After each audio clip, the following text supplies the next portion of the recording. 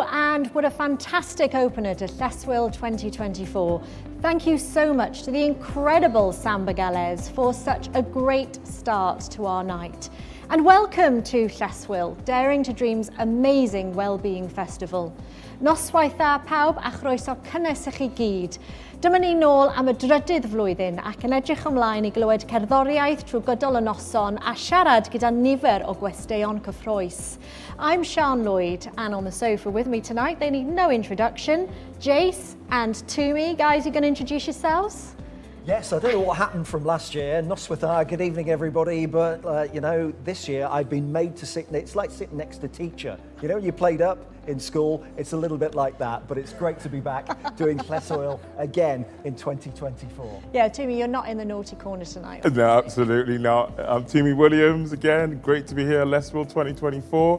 I was in North Wales last year, so it's great to be back here, you know, and here been with the most incredible people to present the show today. Oh, well, we missed you last year on the presenting lineup. It's great to link up with you. Yeah, absolutely, to see you, and we knew that you were having a great time there up in Wrexham. Fab to have you back. And of course, festivals are always full of such a variety of artists and genres, and Lleswyl, well, it's no different. It's following in that tradition with an evening of outstanding Welsh artists and bands, opening with the amazing community group Samba Gales, who we've heard their first track of the night there. Our festival includes top names in the Welsh music scene. Lleswyl's reputation is growing, and this year we have been approached by, well, an increasing number of quality Welsh artists. They all want to be part of our Wellbeing Festival. Unfortunately, we can't include everyone, but we have some artists returning to Lleswyl by popular demand and others who are new to our festival and of course to you, our audience. We have the mystical trio of tracks from the incredible Cassie Win and Symphonia Cymru, wonderful, uplifting and inspirational choirs from Tenefus Cancer Care, and also the Warblers from Ray of Light Cancer Support. We welcome back Gareth, Bonello and of course Toomey with his band Afro Cluster. What would Lleswyl be without that? Newcomers to Lleswyl are band Pres Flagship with the incredible female vocalist Edith Crawford, and the Hear Our Voices from Cyntaf Morgannwg's project Reprise, a couple of their tracks. Also, you just heard them opening the show, Samba Gales, bringing their samba, percussion and dance group. And Bryony Sier will be joining us on the sofa tonight. And also from the fields of Glasgow, the winner of the 2023 Glastonbury Emerging Artist Competition, Infamity and his band join us as well this evening. Yeah, what an amazing lineup. Well, during the evening, we're also shining a light on the inspirational people and the charities who support their specific patient community. We'll be highlighting just a few of the areas of chronic illness that people in Wales live with today. We're showcasing those living with kidney disease, supported by Kidney Wales and Lupus UK. The invaluable work of the Wales Council for Deaf People, who provide so much support for those living with and developing hearing impairments. Their work includes classes in British Sign Language and a number of hard of hearing support groups. We'll also be showcasing the Teenage Cancer Trust, who offer unique care and supports to 13 to 24-year-olds across the UK, including here in Wales, and several choirs who support those living with or alongside cancer, provided by Tenefus Cancer Care and Ray of Light Cancer Support. You can keep in touch with us tonight, so please do on social media. Please use the hashtag Lleswyl2024 and follow us on X, formerly Twitter, Instagram and Facebook with the handle @DaringToDream5. And you can take a look at our website, that is daringtodream.wales. And we look forward to reading your messages. Wel, rwan mae'n bleser mawr cyflwyno The Gentle Good Gareth Bonello, sy'n perfformio yn y Gymraeg ac yn Saesneg. It really is a pleasure to introduce you now to The Gentle Good. Here's Gareth Bonello. Cyfarchion pawb. Greetings everybody. My name is Gareth Bonello, fenw yw Gareth Bonello. Dwi'n chwarae o dan renw lwyfan The Gentle Good. I play under the stage name The Gentle Good. I'm based in Cardiff.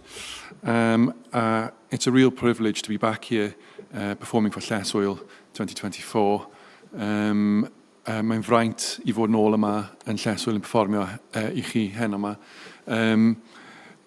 Dwi'n meddwl, dwi wedi cael flwyddyn prysur yn gigio, yn teithio gwmpas. I've had a really busy year, released an album and then have been gigging and travelling around. But I think it's so important as well that music is available to those people who can't make it out to the gigs, who can't come to the performances, and also can have the chance to share in that live performance with their friends and their loved ones.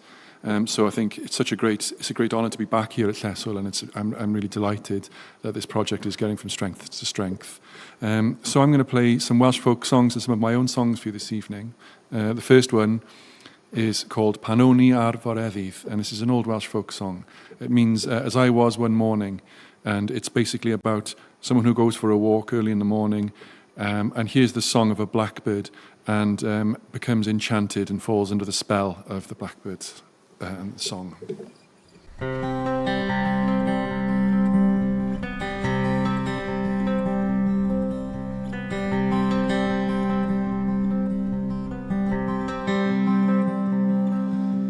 Panoni ar Foreddydd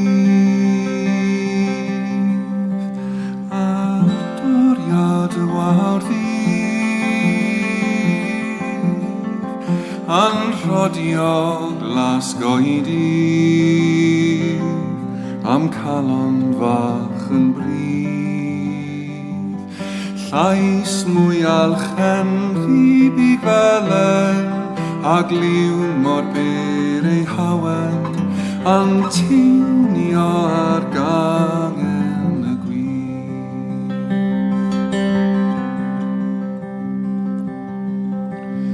Wrth I mi aros yno a'i chlywed yn pangio mewn serch y bu mi'n syrthio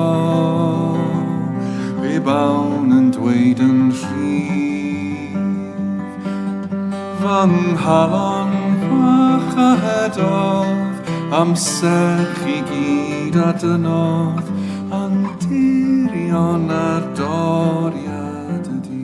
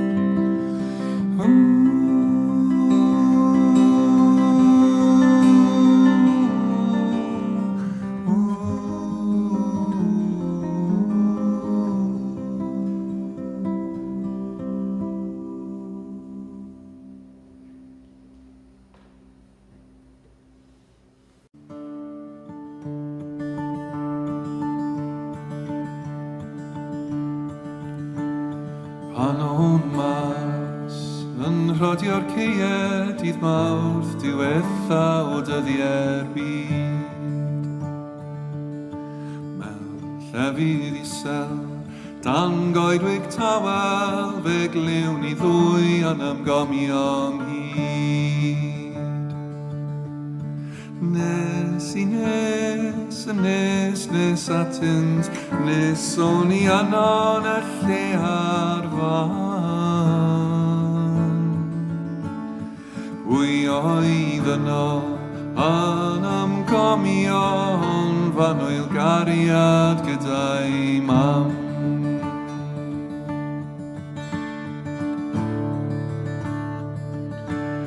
Ti sydd yna, ti fan oelyd a dy ddwy law fach yn rhydd. Yn land y drwsiad, yn hart o sodiad, a minnau am dy fatsio sydd. Ceifon tiath geffyl fy nghangen gynnyl, ceiweisian sifil iawn i'w ddryd. A golid bydol, sef ai'r melynion ac arian glwywan wrth dy glin.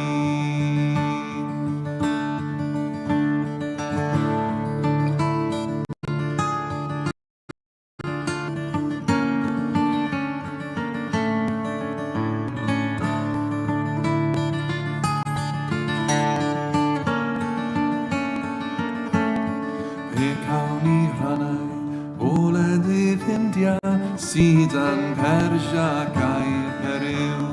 Gwell gen i'r crwt yr wyf fi'n ei garu, wy am gael sefyll iddo'n griw. Os mae fel na rwy ti'n darparu, cei neud dweli ar frigau'r drau. Os penderfynid, neud i'w caru a phriodi ar bachgen maen.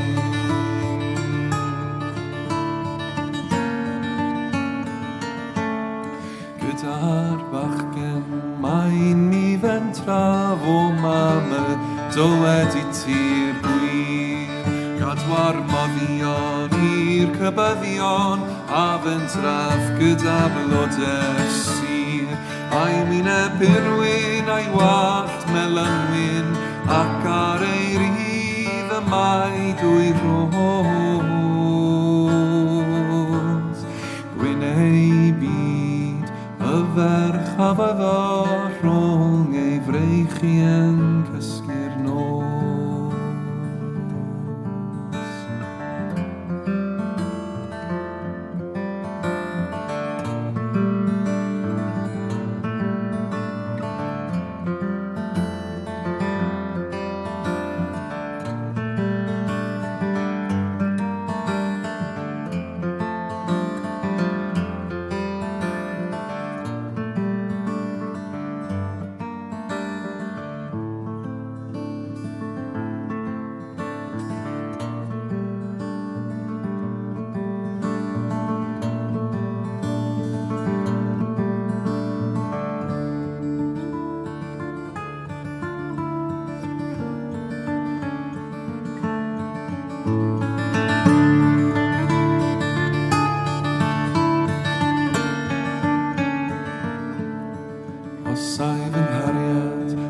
Dros y moroedd fe yn gydawws ar y lan, a dewis sant roi rwydd ebyddo a'i gyfarwyddo fe ym mhoman. A'i ddim I wylo chwaith na becso, nac I grio ar ei os ydyw yn digwydd I mi, daw fan wyl gariad eto nôl.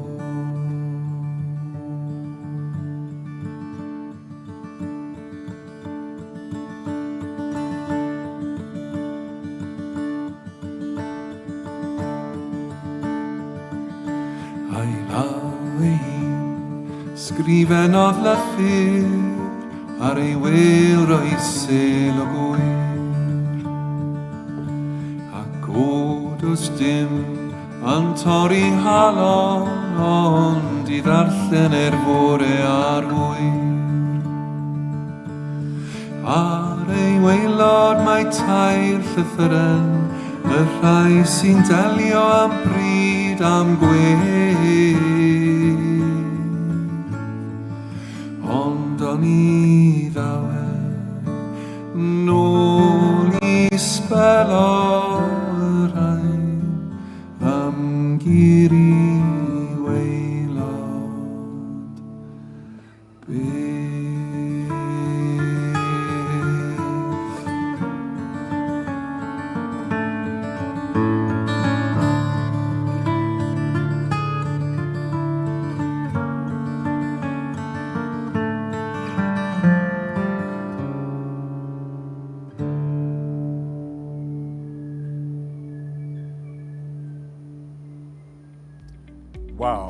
Wow, mesmerizing. Gareth, if you need a backing singer or a drummer, yeah, you know, I'm ready to go. Thank you so much, Gareth. Gareth's latest album, released in September 2023, is Galagan. It's received rave reviews, including a 5-star from The Guardian, where it was listed as the top 5 folk albums in 2023. Now, Gareth's final track tonight is a cover of Obade, an old Welsh folk song. Enjoy.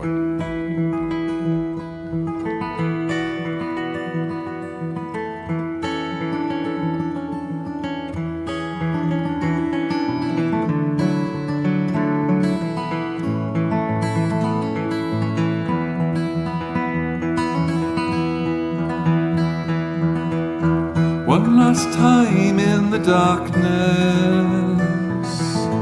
let's lie still as the night and hold a shroud to cloud the growing light.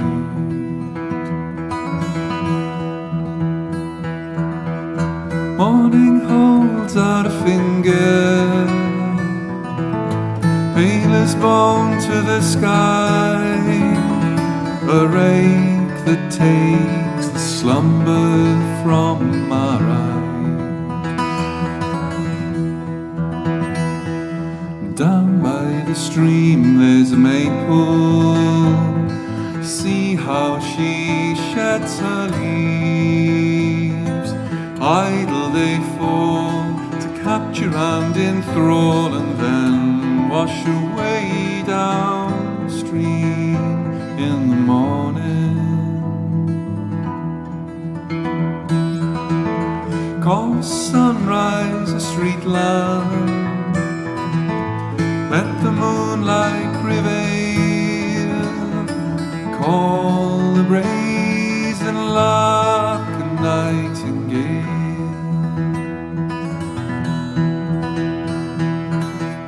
Through the veil of deception,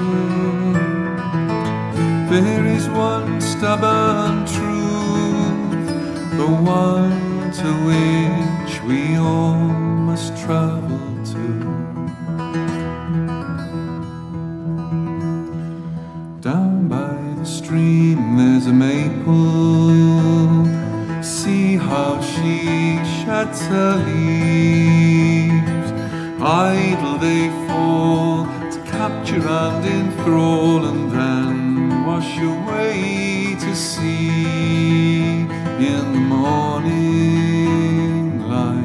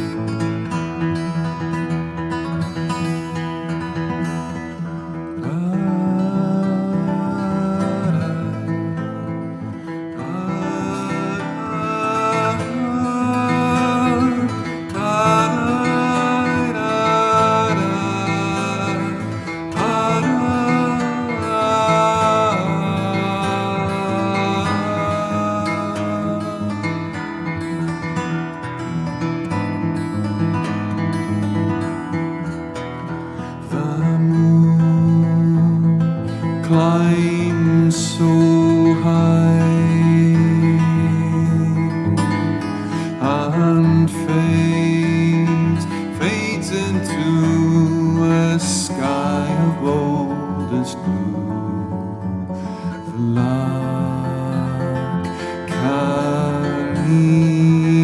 on with the morning song.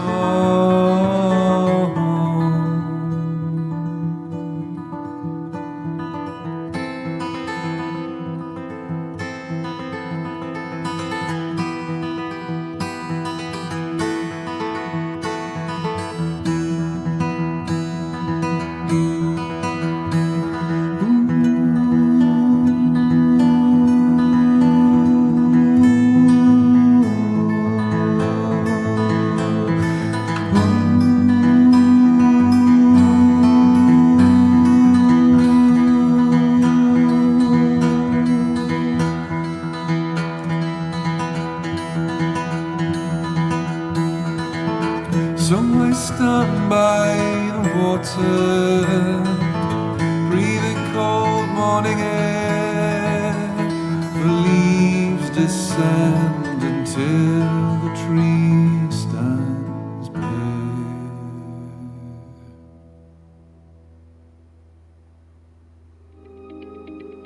Beautiful, Gareth Bonello. Thank you, Gareth. Time now to introduce the person that has made tonight possible, really, and also has made Daring to Dream possible. It is Barbara Chichi, who joins us here for Lleswyl 2024. Thank you, Barbara, for coming on here with us. Just remind everybody, tell us, and for the people that don't know, why did you start Daring to Dream? Thank you, Jace. 2016 was a pretty tough year for me. One of those years you'd rather not go through. A huge amount of medical crises. I'll spare everybody the gory details, but I became what I term a mystery shopper at University Hospital Wales, and suddenly a land of all these different clinical teams was introduced to me. But joking apart, it was a very, very difficult year, and I was very grateful to a couple of the clinical teams in particular. They literally gave me space to talk about whatever I need to talk to, not just about my heart, not just about my kidneys, not just about my veins or whatever. And as the months went on, I began to wonder, actually, for me to get a grip of my life again, which had been totally whammed, for the third time in my life, I had to restart, rebuild, reimagine what it was I wanted to do. And actually, I knew I couldn't do anything unless I took care of my own emotional health. So then I began talking with people in the cardiothoracic directorate, and lo and behold, before we knew it, I think you were the host, Jason, 2019, the final Leading Wales Awards, Sophie Howe, Nam Masani, they launched Daring to Dream. And what does Daring to Dream do, Barbara? Well, Daring to Dream's mission, Sian, is to support the emotional health and well-being of adults in Wales living with illness. And we do that in different ways, by creating physical spaces in hospitals and by encouraging people to make space that their friends can use to talk to them. Because in Wales, there's 1.2 million of us, half the adult population. It's hard to conceive, isn't it, who are living with at least one illness. And when we're ill, we experience it not just physically, but actually emotionally. And it's really important that we all are able to name those emotions. So if we feel scared, it is scary having major heart attacks and all the rest of things that different ones of us go through.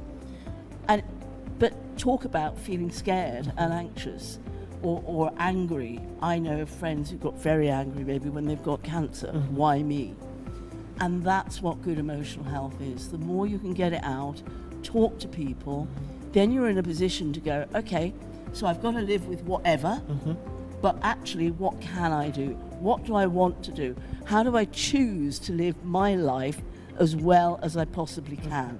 And in essence, that's what Daring to Dream is about. That's the vision, enabling people to live the best life they can with whatever illness they happen to have.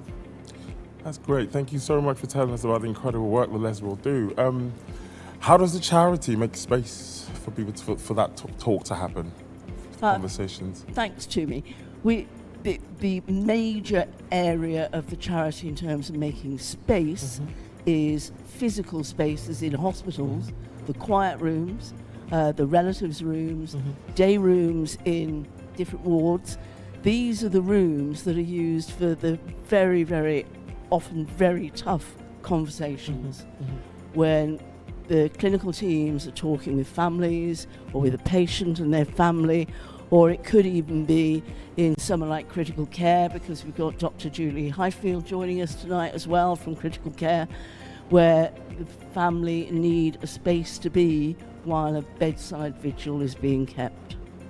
Absolutely, and it's fantastic work that's taking place, and Lleswyl this evening is all about celebrating the positive, isn't it? Through performing, through music. And what are you looking forward to tonight, Barbara, in Lleswyl?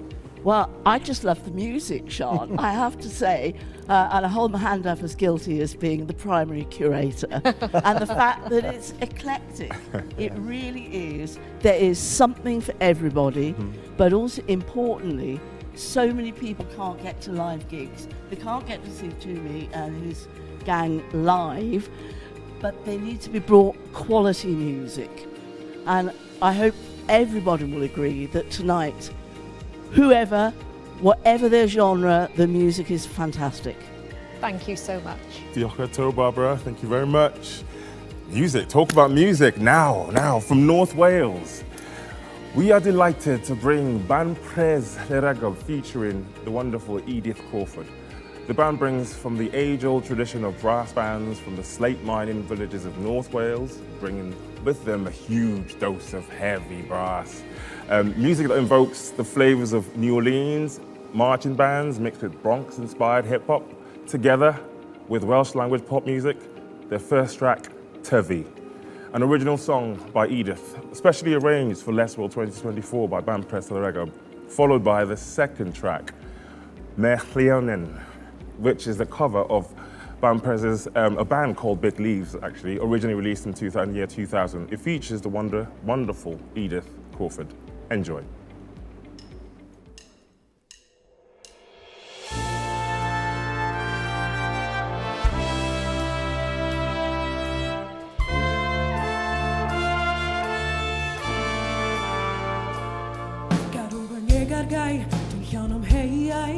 Rhedeg allan o bethau siarad am ti ddim yn nabod fi, y ffordd dwi'n tyfu, diom yn eistedd iawn, dwi'n trio gwifo gostrin iawn, neu trio byw ac addasu, a neud y ddewis i tyfu, i tyfu.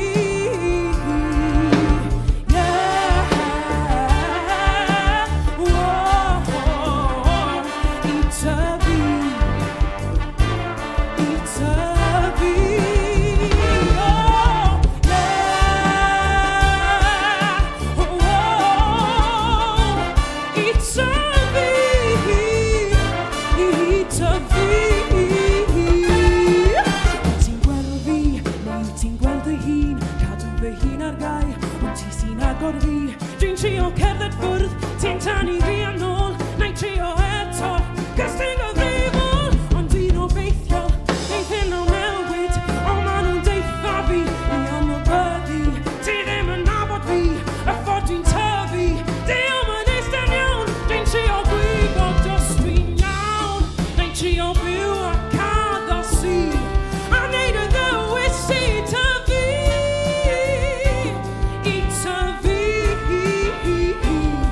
Ti'n creu bywyd ond dal yn ôl, sa'n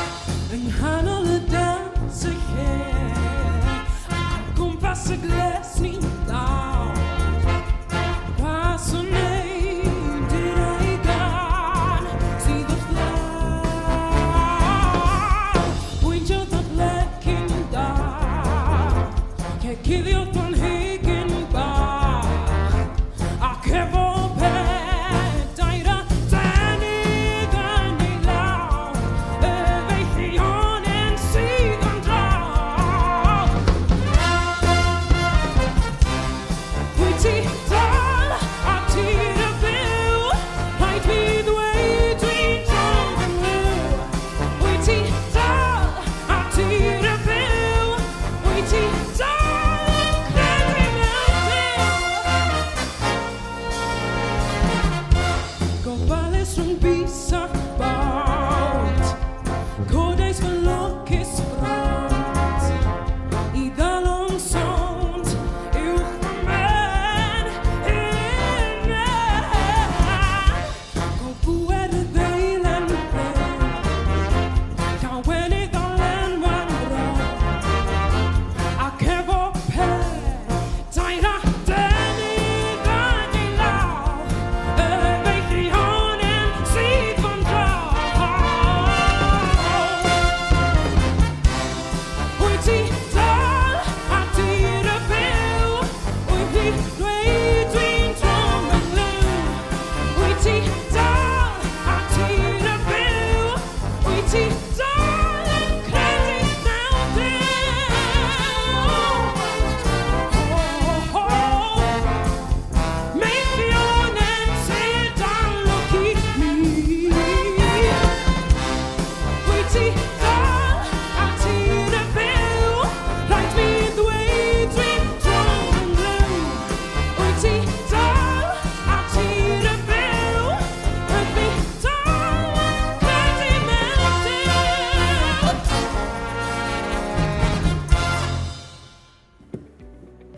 Wow, what a voice. Diolch. Thank you to Band Praise Llaragub and Edith Crawford. We're looking forward to hearing more from them later on.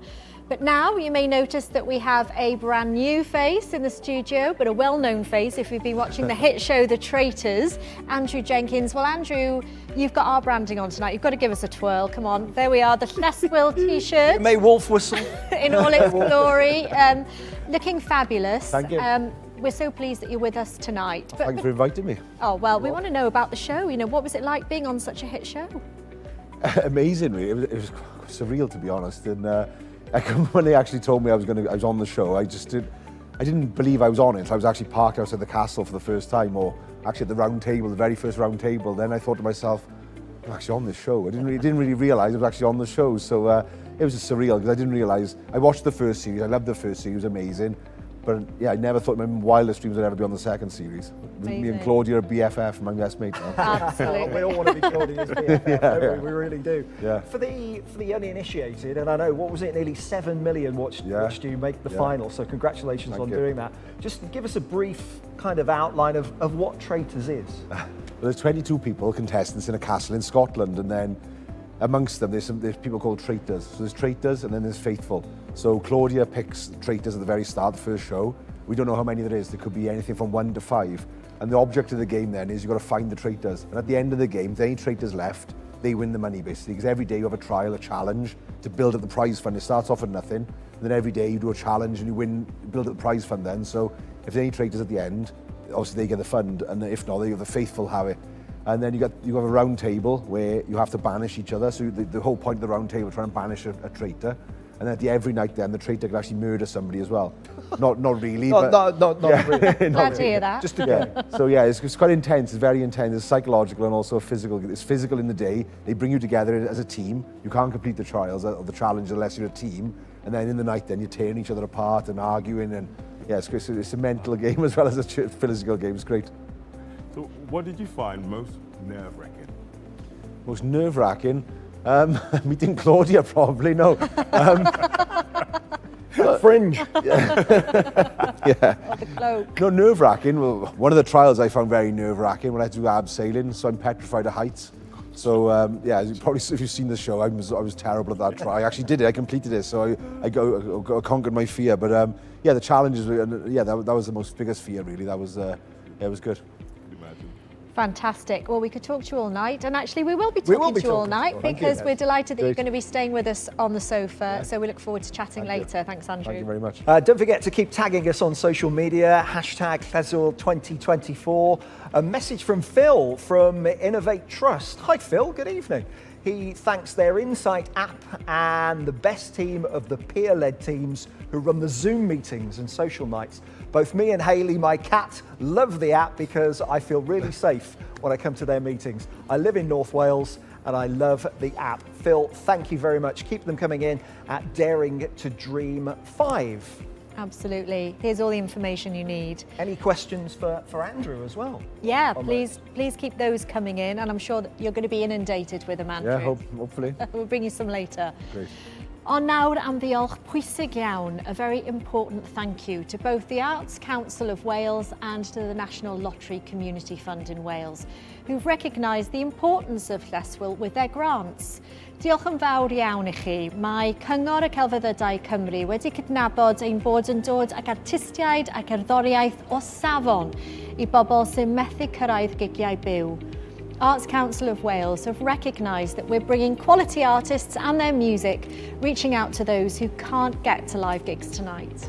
The Community Fund recognise our encouragement of inclusion in social gatherings of those who have become isolated through illness. A huge thank you from Daring to Dream to both our funders. Our thanks too for the generous support from Symphonia Cymru, PwC, Kennin Renewables and Centrica for their contributions. Now, let's head straight to Merthyr and introduce Bryony Sier, a well-known folk pop artist from South Wales. Her unique sound and vibe draws upon a wide variety of influences, but is shaped especially by her love for folk, blues, soul, gospel music, and country music, in fact, to be sure. She's singing two of her own tracks, Till We Grow Old and Telephone. Enjoy. Hi everybody, my name is Bryony Sier. Thank you so much for having me at Lleswyl Festival.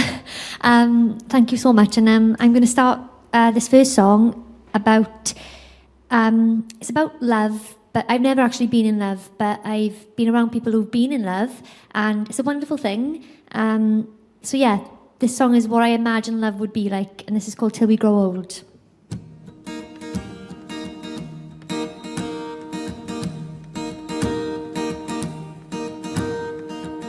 I never thought I would find you. I realized that you found me too, and I know you're there to calm the storm.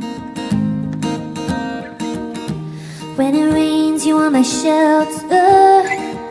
Wipe my tears when I can't find hope. Oh, I know you're there to calm the storm. And I can't be without you. I've tried and I've failed.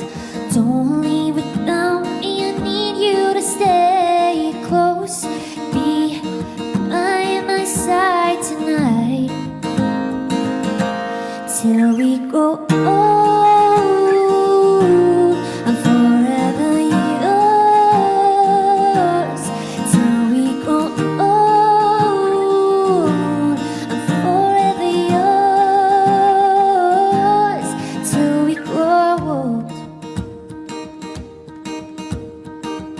You brought me out of a dark place. I couldn't swim to the surface. Nowhere, I was drowning, but then you came along. Now I'm breathing. You give me peace when there is none. You comfort me when I'm broken. You never give up on me. Bring out the best in me. Love unconditionally. And I can't be without you. I've tried and I've failed. Don't leave without me.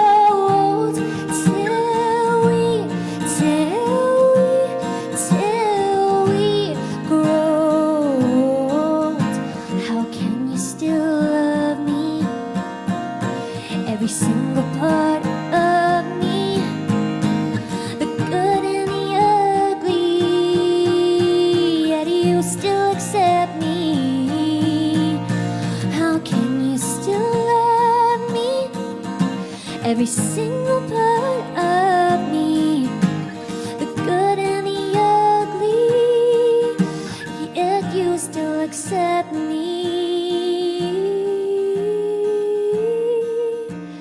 Till we grow old, I'm forever yours.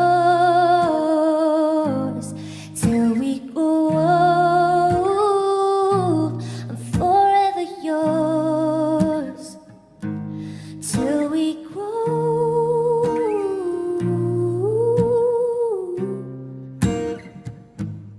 till we grow old. Cheers, thank you.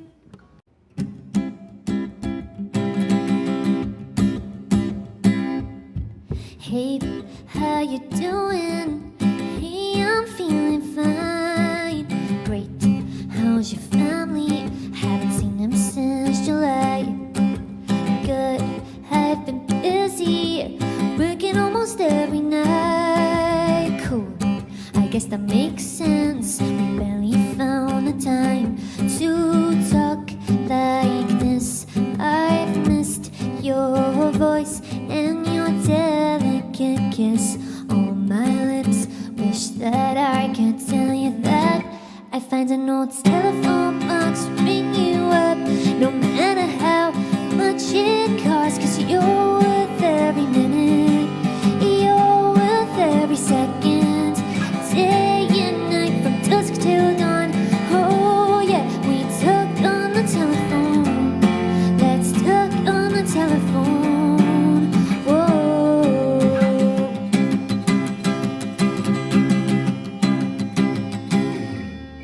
Hi, it's been months now.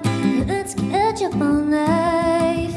Hey, life is crazy. Can I call you another time? Okay, what's been happening?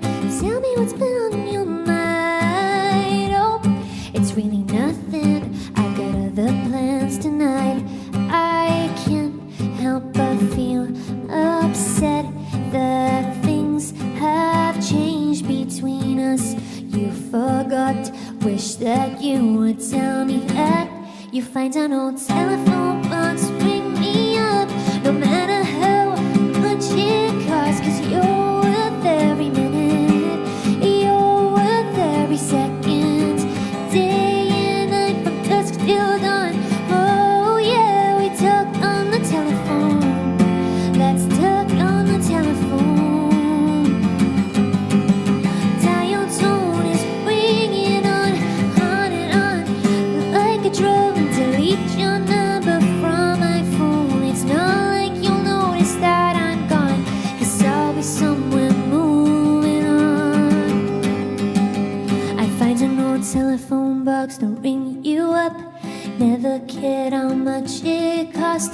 You were worth every minute, you were worth every second, day and night from dusk till dawn. Oh yeah, we talk on the telephone. Let's talk on the telephone. I find an old telephone box, ring you up, no matter how much it costs. 'Cause you're worth every minute, you're worth every second, day and night from dusk till dawn. Oh yeah, we talk on the telephone. Let's talk on the telephone. We don't talk anymore. Wow, wow, wow, wow, wow. Very good. Diolch yn fawr iawn, Bryony. Just incredible songs, just texture, the dynamic in the songwriting, and obviously the voice, her voice, your voice, just angelic. Thank you so much. Andrew, what did you think of that? Stunning, absolutely beautiful, and especially the words of the first song were incredible. Really got emotional. I was going to say run out and buy her CDs, but they don't do that anymore. So I would definitely download her music, and yeah, that was really powerful. Two amazing, beautiful songs. Her voice is incredible. Yeah, fair play. Yeah, we all really enjoyed that. We did. didn't we? We hope you fall in love soon. really do. That really took me aback hearing that at the start, but great stuff. Yeah, we really enjoyed watching that, and I want to talk to you a little bit now about a watch party, because it's simply a social gathering or event. It says what it does on the tin, really, where a group of people come together to watch something collectively. So, I don't know, think Eurovision, the Oscars, or even the season finale of a long-running TV show, Andrew. Daring to dream, I want to encourage us all to invite someone we know living with illness or someone who's isolated, maybe because of age, to join us and enjoy this night together. Promoting the watch party concept is all about including others socially, making a social space to reduce isolation, making space to talk. Well, the Wales Millennium Centre in Cardiff are actually hosting a Lleswyl watch party, so Noswythar, good evening to you. They're in the Cabaret studio tonight, and hopefully later this evening we'll be able to see what's going on in there. They're being very secretive about it at the moment.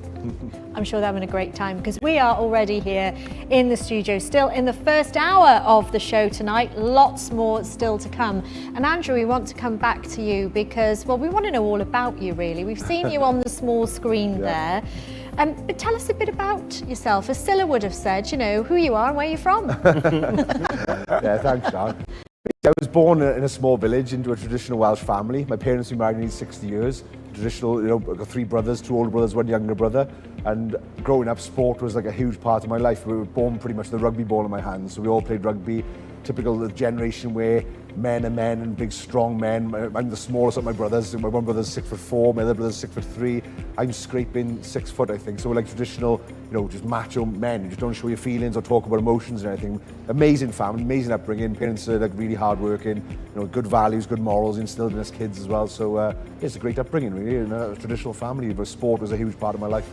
You spent quite a lot of your childhood in a headlock then, I would have thought, Andrew.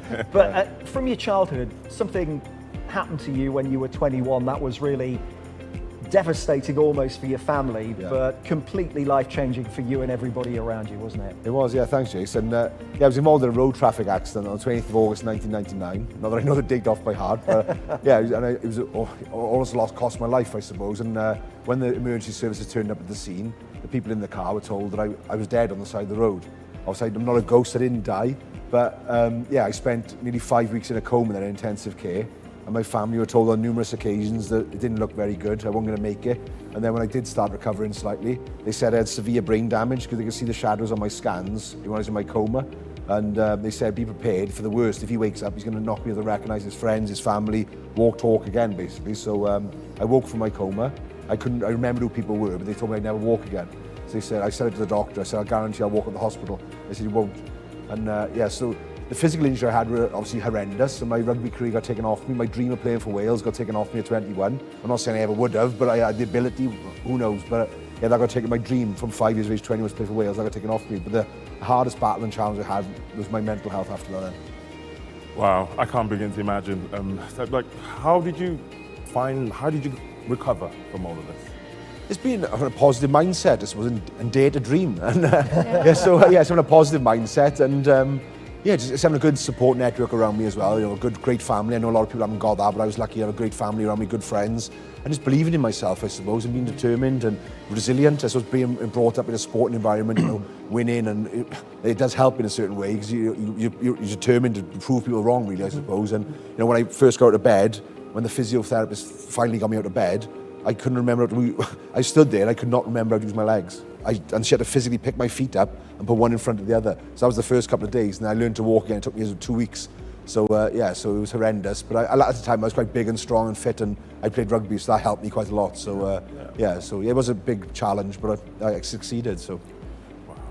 Yeah, such an inspirational story, Andrew. And we're looking forward to hearing more about it later as well. Thank you for being with us. Thank you. Now, you may have noticed that we ensure that our live elements are BSL signed. So next, we're going to bring you a short video which will give you a little more insight into living with deafness and the work of the Wales Council for Deaf People. Approximately 90% of people over the age of 80 will have some degree of hearing loss. Across the UK, 10 million people currently have hearing loss. In Wales, that figure is around 530,000. Now this means that by the year 2031 there will be more than 14.5 million people in the UK with hearing loss. Wales Council for Deaf People have been supporting the deaf community since the mid-1950s, and British Sign Language, BSL, has been recognised as an official language since March 2003. To tell us more, we introduce you now to Kath, Rachel, Chaz and Terry. I'm Kath Booth, Chief Executive of Wales Council for Deaf People, a job I really love because Wales Council for Deaf People makes such a difference in the lives of so many. I'd like to introduce you to Chaz Hampton, our BSL tutor. The work of Wales Council for Deaf People includes many different services. For example, the development and support services for those who are deaf or hard of hearing, setting up hard of hearing clubs, supporting the deaf clubs. We provide communication support service, providing language professionals, such as BSL interpreters. We do community work, different projects, supporting or working with deaf and hard of hearing people and children and their families. We provide training, and we have a few training courses, such as training BSL for children and families whose children are deaf, or people who want to become professional BSL interpreters in the future. All companies, whether private or public, should arrange and think about providing training, valuable training for their staff, especially BSL, because that's part of reasonable adjustments. And we need to improve accessibility and remove those barriers. That's something that everyone should be thinking of. My name's Terry. I joined the Hard of Hearing Club through a community fair. I went along to see what it was all about and found them pleasant, friendly and tolerant. I've been there 6 years. How I got my deafness was through industrial deafness. And I've been there 6 years and it's been pleasant. I got to do things I wouldn't normally do. And I found that others who were living on their own got to do things they wouldn't do. And it's gone on from strength to strength. And I hope they do go on from strength to strength, because we got good people working for us. I've written this poem, and it's close to my heart. It's called Around the Child. The mountain was my playground then, amongst the ferns which made my den. Short trousers and a winning smile, friends all marching in single file. Down to the top of the pit where we should not be, dangers a child we could not see. In the coal dust till we were black, no thoughts of mum till we had to get back. In the streams we washed our faces, hoping there would be no traces. But my mother knew when she said, in the bath and then to bed. After an hour, mum came to me, come down, have some tea. Another of my favourites is called An Empty Chair. An empty space, an empty chair, takes me back to when you were there. The sound of your laughter for all those years is now taken over by the sound of tears. My heart says you'll be there when I walk through the door, sitting at the table like you did before. But the house will be empty, and so will your chair. But deep in my heart, you'll always be there. Wow, we'll always be there. Such wholesome, poignant, emotive poetry from, thank you, Terry. Thank you so much for sharing that with us. The Wales Council of Deaf People run various support and communication services across Wales, such as courses in BSL, assisting local communities to establish new hard of hearing and tinnitus groups and support groups for people whose first or preferred language is British Sign Language. Thank you so, so much for all that you do at Hard of Hearing and the deaf community here in Wales. You really do make such a difference with your work. If you'd like to support the wonderful work that Leswell do, please hit us up on www.daringtodream.co.uk. It's now on your screens. Thank you very much. Okay, now a shout out now for my socials. Sarah and Roger say that they're really enjoying watching Leswell from Istanbul. Whoa. Wow. All the way from Istanbul. Gosh. And loving the music with a glass of red Oh, wine. now you've gone too far. And a view of Bosphorus in the distance. This is amazing. Keep on hashtagging, keep on doing your thing. Thank you very much. We're not jealous at all. We now have our set from Infamity. His band is a collaboration between Infamity, who's the leading player of the balafon. You don't need to Google that, it's a West African xylophone. And he's got other artists who bring a Welsh indie vibe to the mix. Now together they bring their own interpretations of traditional West African rhythms and songs. Now this mini set is Tama, a new track by Infamity and Tia V, a tender love song bringing together the indigenous languages of Infamity Quixote's homeland of Guinea and his new home here in Wales.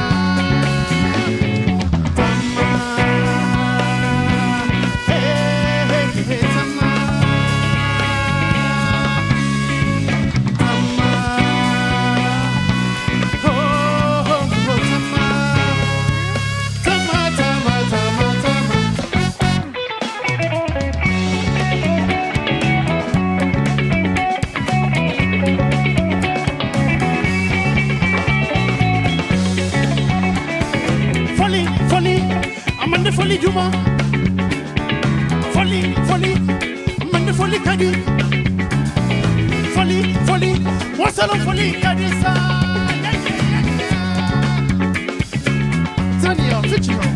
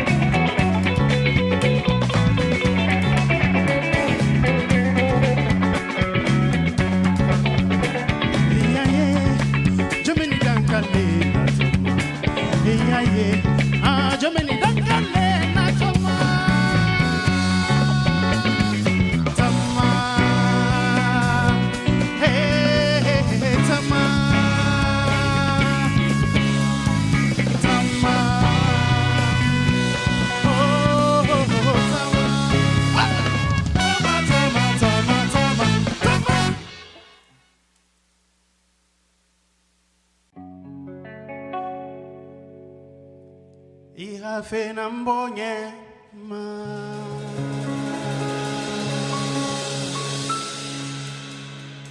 Ira fenambonye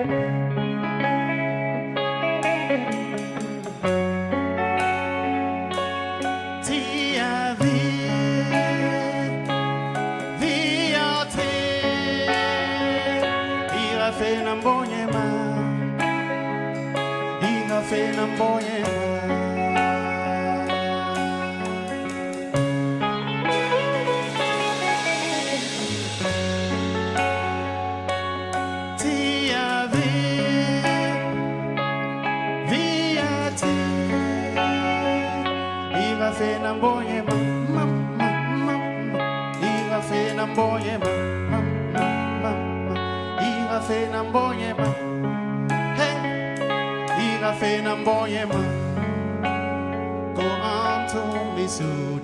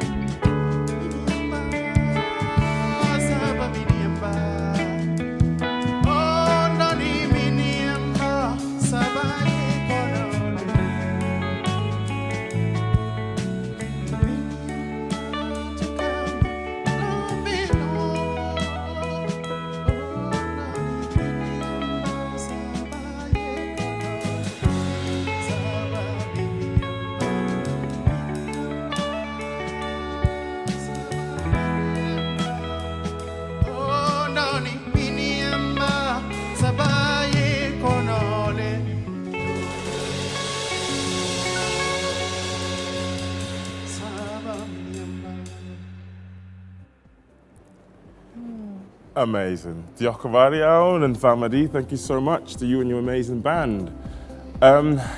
We will definitely see more of Infamity coming up later on, so stick around. As you can see, we've been joined now by Dr. Julie Heitfield.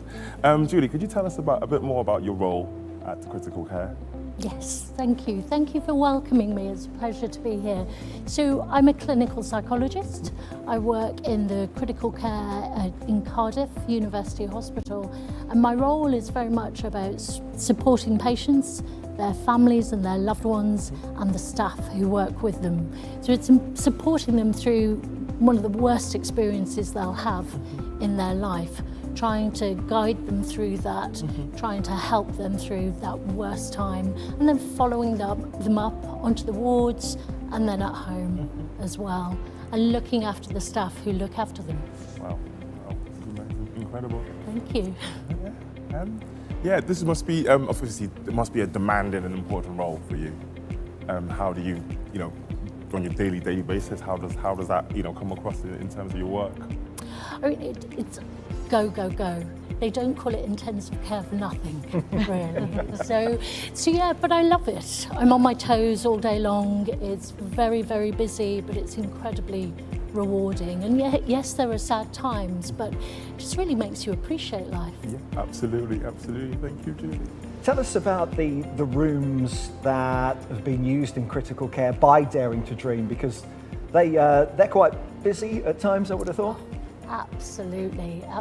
I mean, thank heavens for Barbara and Daring to Dream. So we've got 3 projects, 2 of them are complete. So we have a quiet room on the A side of the unit, it's called. We have 3 blocks, A, B and C. And on A side, we have that quiet room that Barbara and Daring to Dream redecorated. So that there's space for families to retreat to, but it's also a space for the doctors to talk with families, update families. And isn't that someone familiar on the screen there? There it is. And then we also have the relatives room as well, which is slightly larger, and it's a place for visitors to gather, to pause, rest for a while, wait to go in. So you can imagine they're incredibly nervous. They need that time to just settle themselves before they go in, and then time to retreat to just have a moment's peace, really. We have a 3rd project on the go, which is nicknamed the Grim Toilet. Delightful, isn't it? So on the B-side block, we have a relatives toilet, but it's seen better days. So Barbara and the team at Daring to Dream are daring to do up our loo. So Can I just come in on that? Yeah. The point, basically, that's a fantastic project. What you're doing, and what Barbara and the team are doing is amazing, because obviously you live from experience. My family obviously spent lots of time in these rooms, and some of these conversations were obviously very challenging and very emotional conversations to be had. So, God knows how many hours they spent in these rooms. I was in the hospital for 4 months, so they must have spent days, accumulative days. So, some emotional conversations. It's a safe place, I suppose, to talk to each other, to doctors, to deliver some bad news, sometimes challenging news and things. So, what you're doing is amazing. They spend a lot of time there. So a nice, bright, a positive room is much better than some of the rooms I've been in the past. They're quite grim, to be honest. And yeah, so it's really good. So fantastic work you're doing, and Barbara's doing. And when you said about the loo, which struck me, I suppose in some occasions it is only the loo that people have actually got to get to, or to be by themselves at a very difficult time. exactly. Imagine just that moment where you just want to retreat, maybe shed a tear or 2, or even sit there and have a little scream. Actually, you need that private space. So it's fantastic that we're doing up the loo. Absolutely, and we're going to keep in touch with that project to find out how it goes and how it gets on, and we'd love to hear more about the impact a little bit later on the show as well, Julie. Thank you. Well, being part of a local group, that's all about samba, percussion and dancing. Sounds like great fun. A place to make new friends and enjoy. So let's once again take you to the band that opened Lleswyl 2024. It's Samba Gales.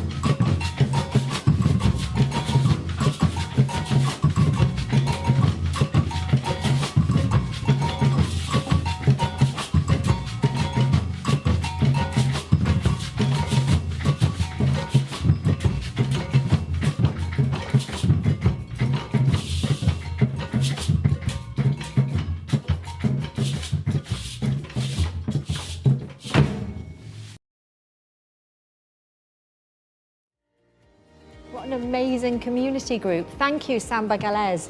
And if this appeals to you and you live near Willows High School, Cardiff, where they rehearse, get in touch and you can go along. Okay, we've got some messages coming in on our socials, so thank you very much. Liam says he's watching the festival tonight. I'm one of Innovate Trust peer-led team members, loving Leswell. I live in Glasgow with my dog Barry. Thank you so much for tonight. Thank you, Diolch yn fawr. Also, Sean, not this Sean, it's another Sean, wants to give a big shout out to Innovate Trust, who are holding their Zoom Leswell watch party. And finally, Darren, aka TikTok Kidney Warrior. Darren. I know Darren. Made an advert last year for Daring to Dream, and this year for Leswell 2024. All dressed up and enjoying our nights. Keep those coming in. Lovely to hear from you. Yeah, absolutely. And talking of shout outs, we now want to do a massive shout out for all those carers across Wales who give their time selflessly to care for someone close to them. The last census revealed that there are around 310,000 people in Wales who are unpaid carers. They too get isolated and they need space to talk. To recognise their commitment, care and compassion, we're reprising the incredible Cwm Taff Morgannwg Regional Partnership Board's Hear Our Voices project. And it captured the views and the feelings of nearly 1,200 of their residents right across Bridgend, RCT and Merthyr. So please welcome the Hear Our Voices band, Maddie, Kat and Tobias. This song is called Enough, and it's written with the lived experience of unpaid carers about the struggles they go through and overcoming those and trying to work towards a better life for them and the people they care for.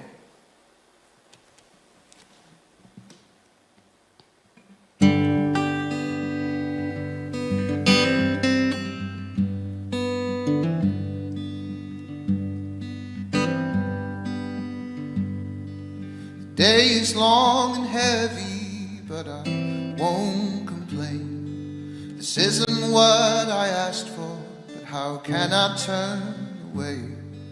There's no one else to do it, so it's the only way. Sometimes thank you is just a look in the eye. We can't always find the words, but there's somewhere inside, and I would do it anyway. This work is built from love. So give me rest, give me space, give me strength enough.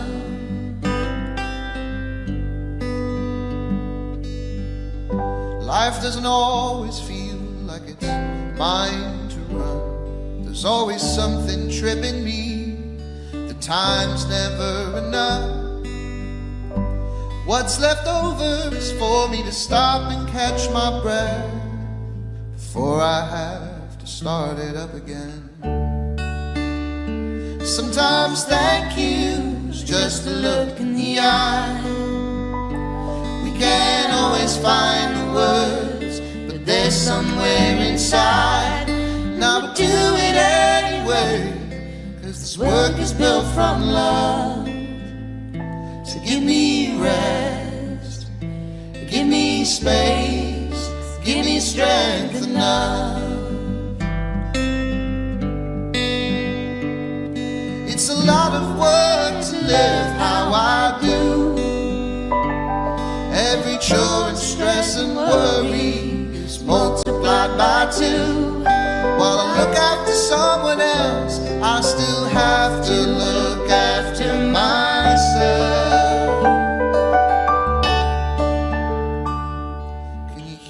What I'm saying, I need help that's more than prayer. Try my best not to lose myself, some days barely there. But this is me reaching out as a carer who needs care. Sometimes thank you is just a look in the eye. We can't always find the words, but there's somewhere inside, and I would do it anyway, 'cause this work is built from love. So give me rest, give me space, give me rest, give me space, give me strength enough.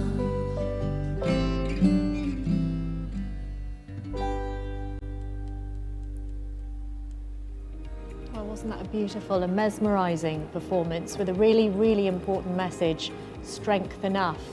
And Andrew, I was struck earlier when we were talking, you spoke about your physical injuries and the journey to get over those and the challenges that lay ahead for you.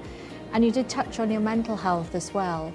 What were the challenges that faced you on that journey particularly?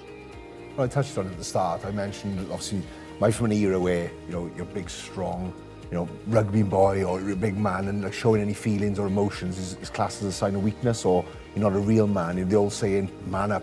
Like that saying you hear quite all too often these days, or not so much nowadays, but you used to hear it all the time. So I was brought up, nobody ever told me that, but I assumed that if I show my emotions or my feelings, that you're supposed to be a man, you're the man of the family, you've got to be the strong one all the time. So, you know, I was brought up, you know, just not to show my feelings or emotions really. And so I bottled everything up for over 20 years. I only spoke to my family about the accident for the first time last year. So I didn't speak to them. I was offered counselling at the time after my accident. And I was a 21-year-old macho sort of boy. I don't want to see I thought I'd see somebody in a white coat psychoanalyze me, judge me, and so I didn't want to speak to them. I couldn't speak to my family because we don't talk about things like emotions. Sport, yeah, but not feelings and emotions. So I didn't talk to anybody really for over 24 years or 20 years, I suppose. And so I struggled, you know, self-belief, self-doubt. I hated what I saw in the mirror. I lost all my confidence, my self-esteem. So up and down all the time. And it was quite for some dark places actually. So yeah, it was tough for the 20 years. But you went on the show, The Traitors. Yeah. I mean, was that motivated by what you've been through in your own life? Yeah, 100%. Yeah, don't get me wrong, it's nice to be recognised and I love talking to people. It's nice to get invited to different places. I didn't do it for fame, I didn't do it to be recognised. I did it to try and prove to people you can have a serious trauma, maybe look a different way, have scars, you know, lose your self-belief, suffer with your mental health, but you can still turn things around, keep believing in yourself, keep dreaming, and you can achieve great things in life. And I'm on a great journey at the moment. I have been for the last couple of years, but I'm, you know, proving to people that I can. You know, I've been to dark places. I've had, you know, serious things happen, but I'm still smiling. I'm still doing really well now. So so I'm proving to people, and that's what we're on the show for. Yeah, daring to dream. Yeah, certainly. You were nodding there, Julie, in agreement. Do you see a lot of this from, as Andrew touched on, particularly males who just bottle things up? We don't talk about things. No, it's so true. Andrew's stories about those lessons you learn about emotions growing up is just so common, particularly in British culture as well. We learn not to feel, or we're not shown how to feel a lot of the time. And then when something comes along in life and you're full of feeling, you just don't know what to do with it. It's got nowhere to go. I mean, would you say there is a difference, Julie, between emotional health and well-being and mental health and well-being? Oh, absolutely. I think they're used commonly in language quite interchangeably, but you know, when we're thinking about mental health, we're often thinking in more negative terms, but we're thinking about mood, motivation, self-esteem.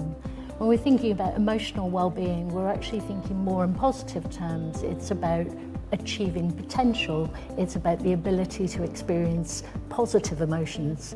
You know, in essence, it is daring to dream. Absolutely. Fascinating. Making space to talk is what we're all about this evening, and really getting that message across. And thank you for putting it so eloquently and explaining it to us. And we'll be back with you very shortly for a bit more on that. Earlier, Julie had outlined the work and the impact of Daring to Dream in critical care at University Hospital of Wales. Well, you may be interested to know of other projects in hand or that are being developed at the moment. They include, and there's quite a long list, so bear with us, we want to tell you all about them, pick-me-up packages for young adult cardiac patients being treated in UHW, and this is part of Amy Penn's legacy. A pilot live music project in the care for the elderly wards at Princess of Wales Hospital, and that begins next month. There's also the transformation of both patient day rooms in the care for the elderly wards at Princess of Wales Hospital, Bridgend, and the transformation of the relatives room in Ward C7 Medicine at UHW. They're in discussion about transforming various areas within the Orthopaedic Centre at University Hospital Llandoch, and also in discussion about projects supporting patients with cancer, with Valendri, Hwyl Dda, Health Board and Teenage Cancer Trust.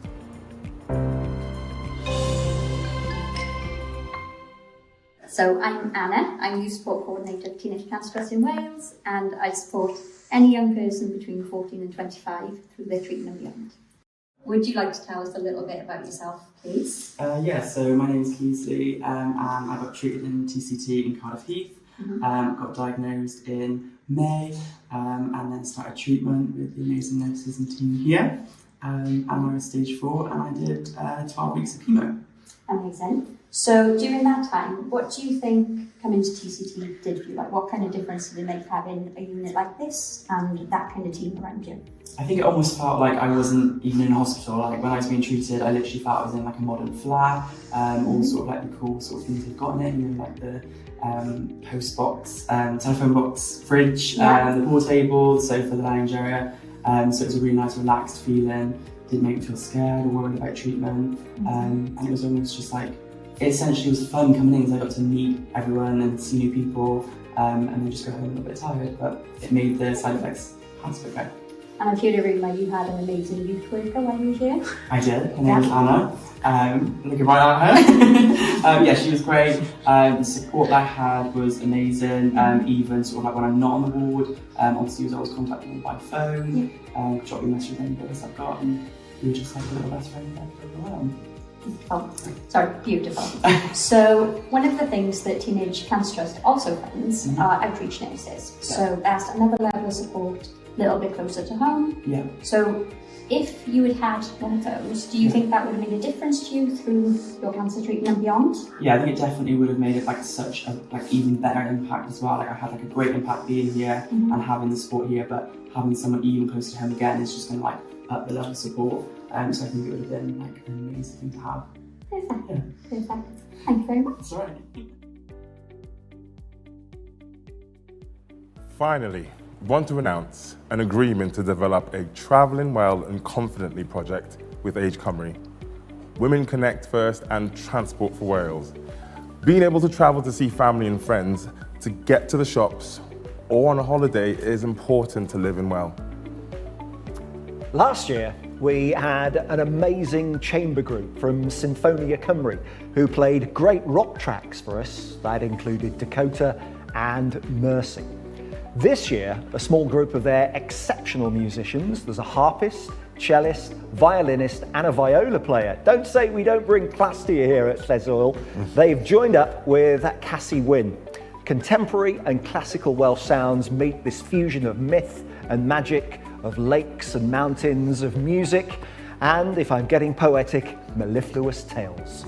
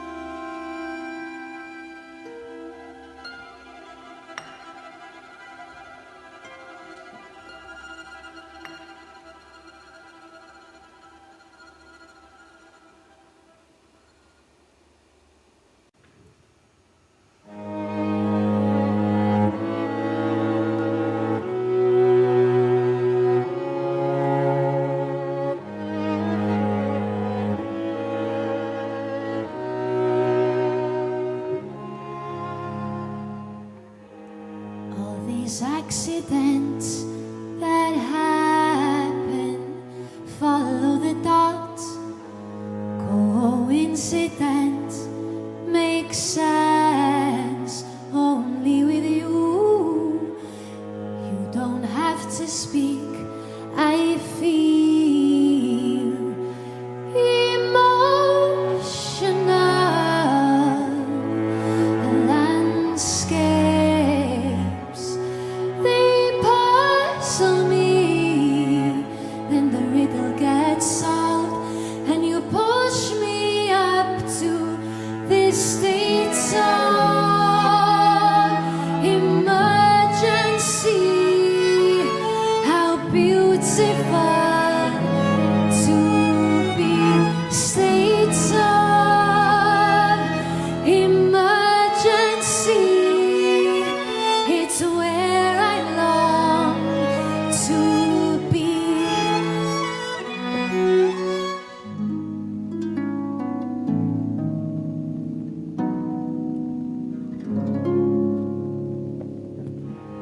All that no one sees, you see what's inside of me. Every nerve that hurts, you hear deep inside of me. Ooh, you don't have to speak. I feel emotional.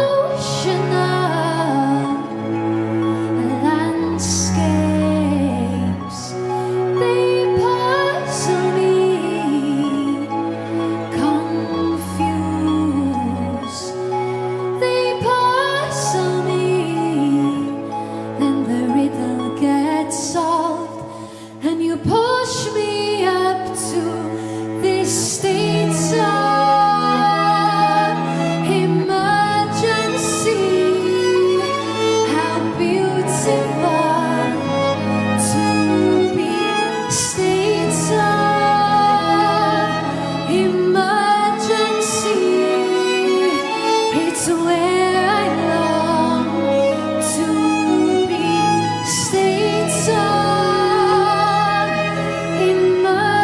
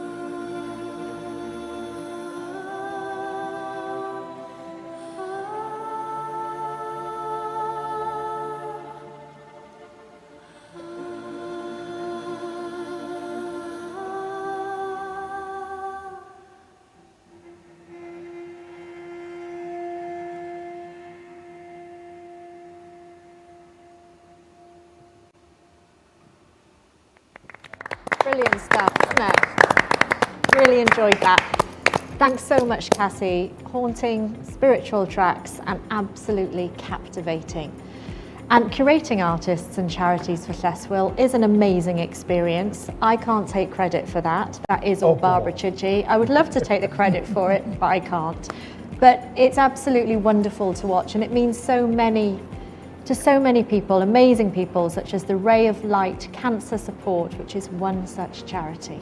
They're based in the Cynon Valley as well as at Velindre Cancer Centre. They offer various supports, activity groups across South Wales, as well as befriending services. And the charity also holds a number of groups for yoga, nature and arts and crafts.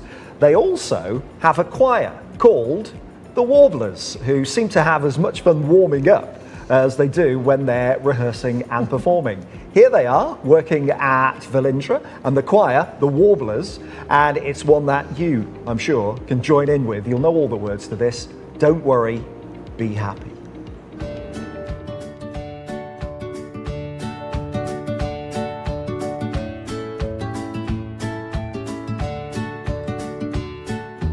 So Ray of Light are a charity who support anyone affected by cancer, and they deliver weekly green social prescribing sessions here at the Cancer Centre. So the sessions for anyone affected by cancer, so patients, carers or families. It's really nice because a lot of support is often specifically for patients, but what Ray of Light do is they support absolutely anybody affected. I've been coming to Ray of Light for about a year now. I don't think I would have got through it without them, to be honest. There's been times where I didn't think I was going to get through the week, and the support I've received has been unbelievable. You don't know what you're going to do when you turn up.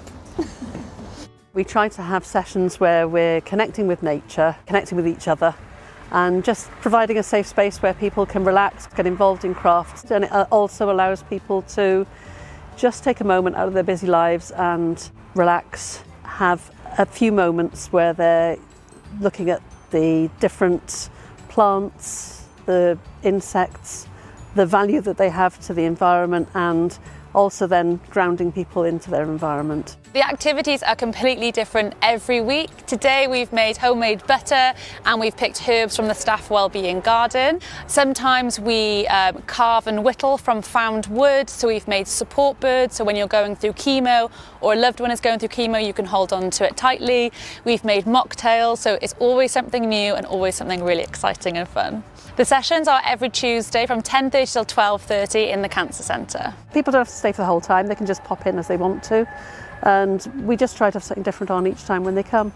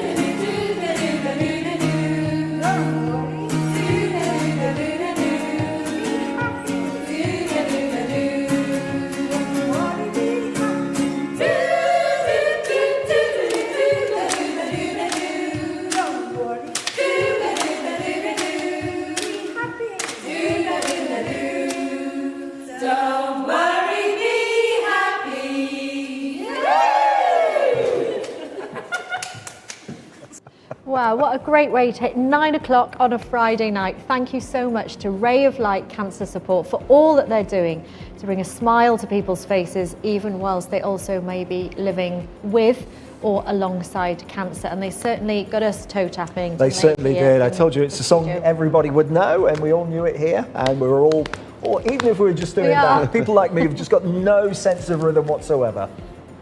Excellent. Great, great fun. It's brought a smile to our face. And really, you know, Julie, I'd like to ask you about how important smiling is for people when they're going through a difficult time. It's not easy, is it, to remain optimistic, to remain positive.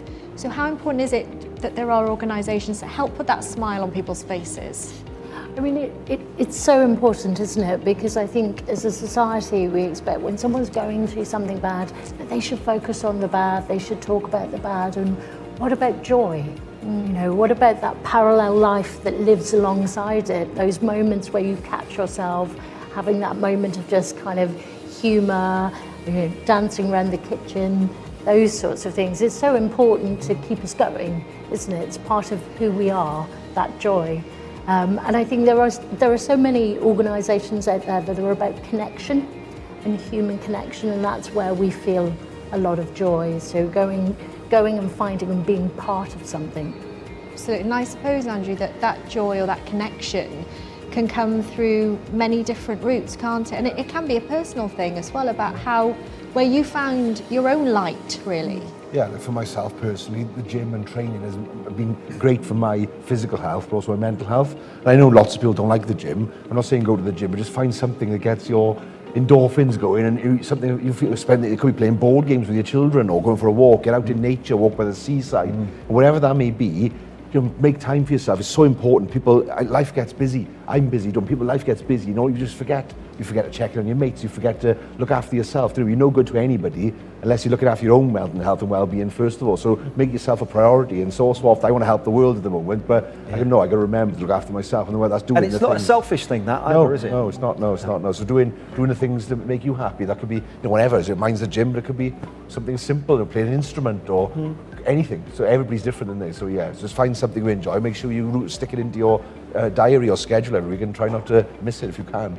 Yeah, because too, we know that music brings you great joy, but sometimes, are there other things that you enjoy doing as well? I mean, personally, I love to go out for a long walk in the fresh air, and actually I don't even mind if it's raining sometimes, because I find that gives me a bit of a lift. What about you? I mean, at the moment, being a recent dad like me, just chilling with my little ones is just gold. I recently bought a balafon off Infamity, and my daughter just loves hitting that like for hours, and then I'll sit there and just giggle. And yeah, so that alone is enough for me sometimes, just to feel like I'm lucky. So just count my blessings, kind of thing. Yeah, whatever brings a smile to our faces, I guess. Very much so, very much so. It's nice to know that a lot of people are watching and hopefully making time to smile for Lleswyl 2024 this evening. Some messages from the socials. A message in from Brecon Jazz. They say, "Hi team, daring to dream. You're doing a great job there, really enjoying it." And some others we know from the Jazz Club are online too. So well done everybody at Lleswyl. Thank you. Diolch. It's a pleasure to actually do. Also, an apology. I'll do this very earnestly. An apology. Earlier, I mentioned Liam and his dog Barry in Glasgow. Well, his dog is actually called Benny, not Barry. Sorry, Benny. Good boy. Come on, but cats. You cannot get the staff. You just can't get the staff. Well, I just read what's written. I'm Ron Burgundy. Shout out to Fran Holmes, who's in North Wales. Be more specific. It's a big place, isn't it? Your home patch. Who has phoned in. And, not to complain, but can we say hello to everybody watching Lleswyl on Zoom tonight? Hello, everyone watching on Zoom. Hi. Jack in Anglesey wants to shout out for the fantastic Lisa French for her time in organising tonight. Good work. Helena and Jed say a wonderfully organised and entertaining festival to support such a worthwhile and important charity. We're amazed at the achievements so far and those still to be completed. Such talented musicians taking part. I think we all agree on that when the sets are on, when we're watching, don't we? They really are. We love hearing from you. Thank you very much indeed. Please keep those coming in. Yeah, it's an absolute pleasure for us to be here as well on the sofa this evening, I can tell you. We count ourselves privileged. We're going to head back to Andrew Jenkins and Dr. Julie Highfield now, who are with us throughout the course of the evening. We're just giving them the odd chocolate biscuit here and there to keep them going. I thought they'd all gone. No, yeah, well, that's because they're with the VIPs, Jace. I'm afraid not with you. It's been fascinating talking to you at the different sections of the show so far, because I think we've really got a sense of your personal journey, Andrew, and also from you, Dr. Julie, about the importance of daring to dream and how it fits quite closely alongside the work that you're doing in clinical care, and that relationship is really important, isn't it? But I think it would be nice to talk a little bit more about emotional well-being as a concept for people who sometimes might think, well, I hear this being discussed, emotional well-being, but what is it? I mean, it's one of those things, isn't it? Why don't we learn about these things growing up, actually? And I think they do more so now in schools. So emotional well-being, what is it? It's everything about who we are as people. It's our general sense of satisfaction, it's our sense of self-esteem, self-confidence, it's our mood, it's our ability to experience positive emotions. It's also our ability to express negative emotions in a positive way as well. So it's all those things, that rich tapestry of what makes us human, and it links so much, doesn't it? You were talking about the gym earlier, you know, it links to your physical health, it links to your social health. You know, emotional well-being is really about being human. Really something that needs to be put centre stage. Absolutely, but we neglect it and we get told that it's selfish or self-centred to think about ourselves, but actually we don't think about ourselves. How can we help others? How can we be in relationships if we don't think about ourselves on some level? And that's not self-centred, that's just considerate to yourself at all. I think it's all linked together. Physical health and mental health is all linked. It goes hand in, it's entwined together. It's not separate. You have a PT for your physical health, so you need somebody for your mental health. And the mental health is more powerful probably than the physical health, because people say, "Oh, go to the gym, enjoy it." But if my mind is not right, I go to the gym and I have a terrible session. I need to be mentally right first and happy in myself before I have a good session. Like some people say it's different, they're the other way around. But for me personally, and a lot of people I know, they need to be mentally right to have a good gym session. You've got to be in the right frame of mind and things. So your mental health is so powerful. Like, your body can achieve amazing things. It's your mind you've got to convince. That's my saying I always say. So your body can achieve amazing things. It's your mind you need to convince, really. So they go hand in hand. I know, Andrew, you were talking about, and on the subject, I suppose, of emotional health, saying that you bottle things up about your accident. Yeah. Knowing what you know now, and hindsight is a great thing, let's be honest, in any walk of life, do you wish you'd have opened up and talked about it a bit earlier? Yeah, looking back, I wish I had opened up and talked a lot earlier, but I'm glad I've done it now, and I'm glad I'm in a good place now, and I'm helping inspire people and sharing my story, and motivating people, inspiring people. I'm a role model of certain people, and it's humbling. It's amazing, actually. I being on the show has given me a great platform now to help change people's lives, I think, and that's what I really want to do, and I will do it. I'm passionate about it, and I'm going to do it, and keep on working and keep on changing people's lives, and that's what I want to do. And I wish I'd maybe spoke up sooner, and I had dark days, but I didn't ever think of doing anything, trying to take my own life or anything like that. But I did have dark times, and my son helped me massively, and I got a purpose in life when my son was born. That helped me so much, because I had a purpose again. I wanted to be a good role model for my son, so that's what helped me. I'm not recommending people go and have children, but it helped me. That's what helped me. That's having a purpose in life and what's your why, and get out of bed in the morning. So that's what helped me massively years ago. So, and that kind of takes the focus off you a bit, because you have other responsibilities. Yeah, I did. Yeah, and I wanted to be a good role model for my son. So so that helped me massively. Well, I think that is apparent that you are. Absolutely. And Julie, we do hear still the word stigma, don't we? What are the barriers? Are there barriers? I think, unfortunately, yes, there still are barriers. I think times are changing and people are opening up. But you look back to your story, Andrew, and actually it doesn't exactly sound like you were invited to talk or felt able to talk. And I think, you said things like trying to be strong. We have these kind of ideas, don't we, about being strong-minded, toughening up, keep calm and carry on. All of that is part of our culture in many ways. And I think people still look at mental health as almost an illness, and almost a sort of sense of it's not part of who we are, and it's a sign that you're weak or you're defective in some way. And actually this is why it's better to call it emotional well-being in many ways, because it's part of who you are, it's part of how you think, it's part of your mood. It isn't necessarily a sign that something's wrong with you in some way.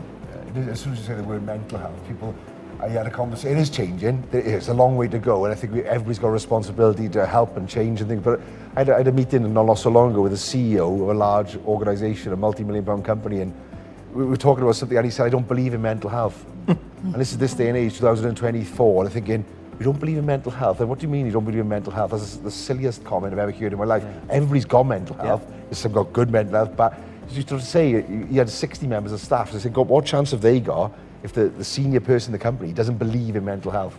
And that's this day and age. The stigmas, they say it's getting better, and it is getting better. Still work to be done, though. Yeah, but it's, children should, like Julie touched on earlier, I think children need to be taught, better in schools, how to spot. If I'm not saying to train children how to be counsellors or psychologists, but how to identify and what to do if their friend comes to them, they're struggling with their exams, they're having a tough time at home maybe. If I was 14 years of age and somebody come to me and said, I'm struggling with something, I wouldn't know what to done back then. I wouldn't know what to do when I was 14. And I think people are like that now, so they should be taught maybe in school, something, what to do, how to signpost somebody if somebody does come to them with a difficult conversation or struggling with something, where do they go and how to have an open conversation, or maybe tell them to go to the teacher or go to their parents and open up and talk to them. But then you get trained in that area better, I think, or not trained, but explained how to teach how to do things like that, really, I think, personally. Yeah, like we were saying, shining a light on it, and communication is key, isn't it? Which I think you've done, so well this evening. Yeah, absolutely. And Tumi, you're a father of young children, and I know Andrew's children are grown up. So are mine. Sean's getting to a certain age now. Being a father of young children, it must be quite important, the nurturing of them now at a young age, to instill in them good emotional health and well-being. Yeah. Absolutely, and listening to them, I've learned more from my kids than I've learned from adults over the last, since they've been born, so over the last 3 years, and sort of really listening and giving them the room and the space to express themselves, whether that be anger, that be excitement, just giving them the room to have those moments and then supporting them through it. I think it's really important, because growing up, in the 80s, there's a bit of a stigma to talking about anything like that. It's more like, as Andrew just mentioned, fine, everything's fine. But I really try and listen, because they're going through different day to day, they're going through different things that I did growing up. Social media, there's lots of layers, multiple voices and distractions around that could, I guess, skew their own mentality. So it's always good to support them the way I think it's right to do so. Absolutely. Well, we wish we were growing up in the 80s, didn't we, Jess? I don't know. Can you really say you were there if you can remember growing up in the 80s? I don't know. Anyway, moving on. Following on from that conversation, we are bringing you Bryony Sier's second set. Bryony, too, talks openly about her mental health being undermined, writing songs about her personal experiences, including a recent autism diagnosis. That has helped Bryony to make sense of the world. Here is Why Do I Matter and If We Believe.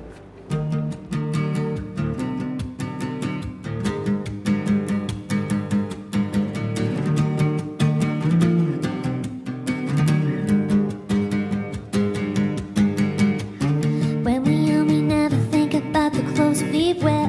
Make mistakes cause we're not old enough to know what's fair. None the wiser to the news that flashes on TV. Think the world is safe enough to trust so easily. And as we grow, we see the dangers of reality. Blame ourselves, blame our friends, sometimes family. We get let down almost every time for being too nice, for being too kind. They take advantage of. If we're too quiet, then we don't fit in. We're too boring. It's my choice. If I don't use my voice, maybe I don't wanna talk to you, cause I think you're rude. I'm not the loudest person in this room. Does it grant you more control? Does it make you powerful to kick me down when I'm done bringing me to the ground? Why do I matter so much to you? Why do I matter so much to you?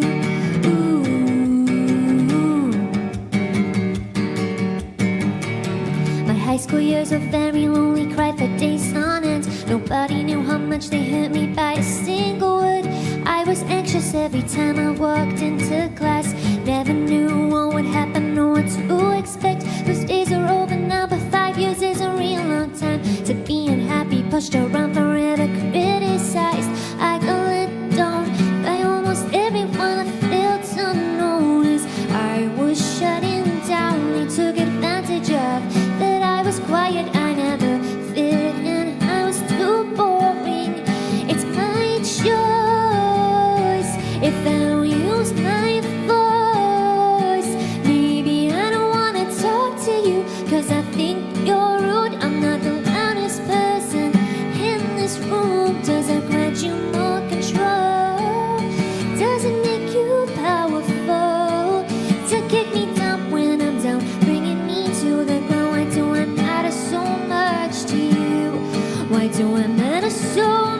to you.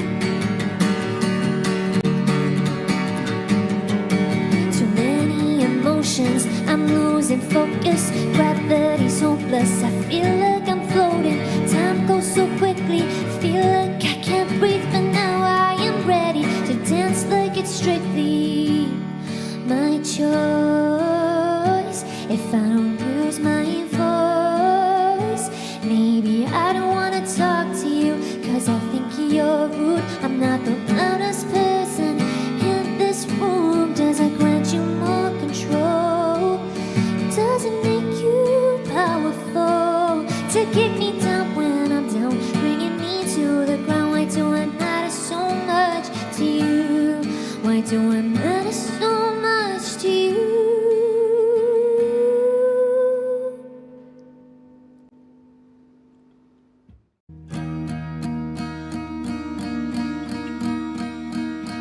When I found you, I was the stranger. I didn't know where I belong. But then you brought me out of the darkness. Now you're healing this broken heart. And even if I stumble, you are there, Lord, to comfort me. And even if I tremble, you calm the waters. If we believe, if we believe. When I'm battling, these thoughts are raging, telling me I should just give up. Lord, then you spoke through your word. Now you're healing the damage that's been done. And even if I stumble, you are there, Lord, to comfort me. And even if I tremble, you calm the waters. If we believe, if we believe.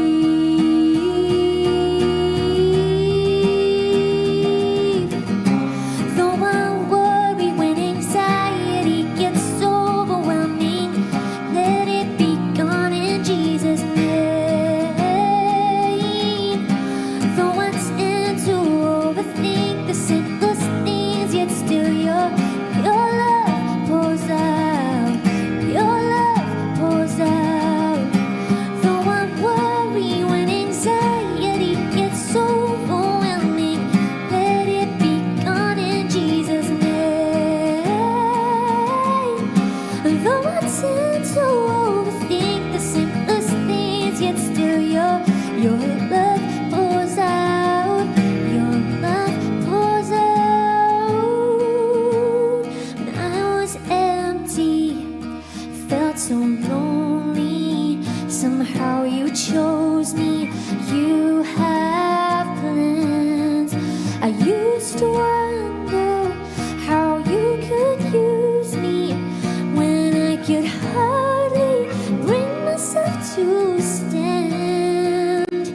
And even if I stumble, you are there, Lord, to comfort me. And even if I tremble, you calm the waters. If we believe, if we believe, if we believe.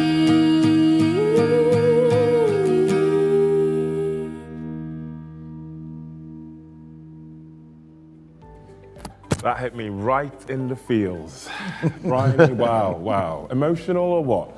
Yeah. Amazing. Thank you so much for sharing. And what a fantastic role model and reaching out to other people to help and support them. Right, just a quick message from our socials. Nez simply says, great event, congratulations. And a shout out to the Innovate Trust Zoom watch party. We've been told that they are all having a great time and dancing too, as expected. Great stuff. Well, just keep on tagging us and we'll read them as we go along. May we also take this opportunity to extend a huge thank you to the many organisations and charities that have worked with us and helped contribute or to promote Leswell. Your support and your help is so important, so diolch yn fawr, thank you very much. Yeah, diolch, diolch, diolch. Let's have our second short set now though from the fantastic band pres Clara Gibb and the amazing Edith Crawford.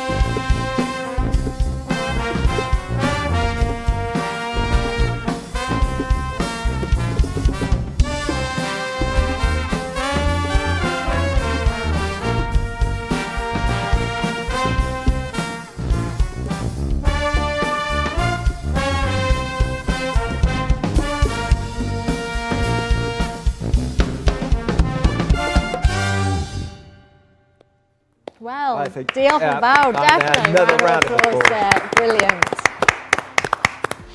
Diolch yn fawr. Thank you so much to Band Pres Llarygub and the wonderful Edith Crawford.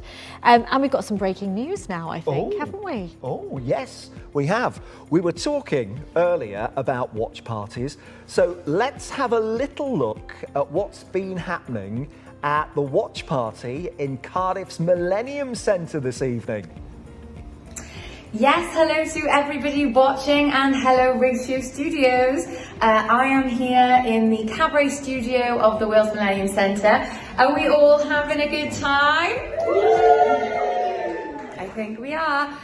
So yeah, we cannot wait to see what the rest of the evening has to offer.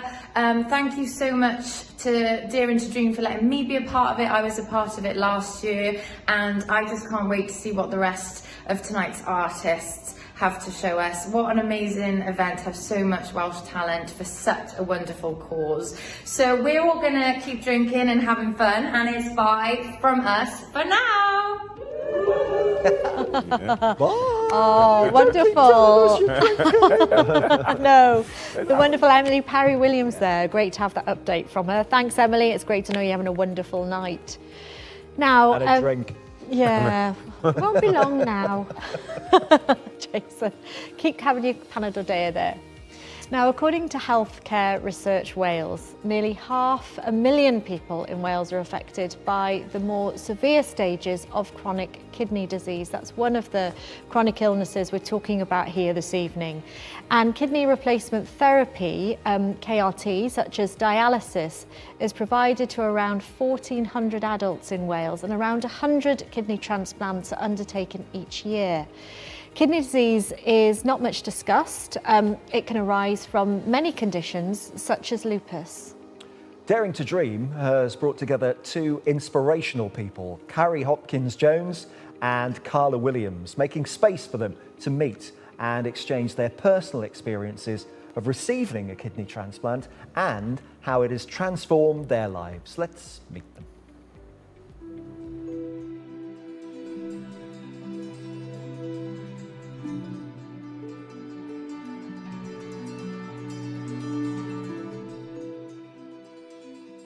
My journey started in 2009 when I was 18, and my life was good at the time. I was playing sports and spending time with family, just doing normal things as a 18-year-old.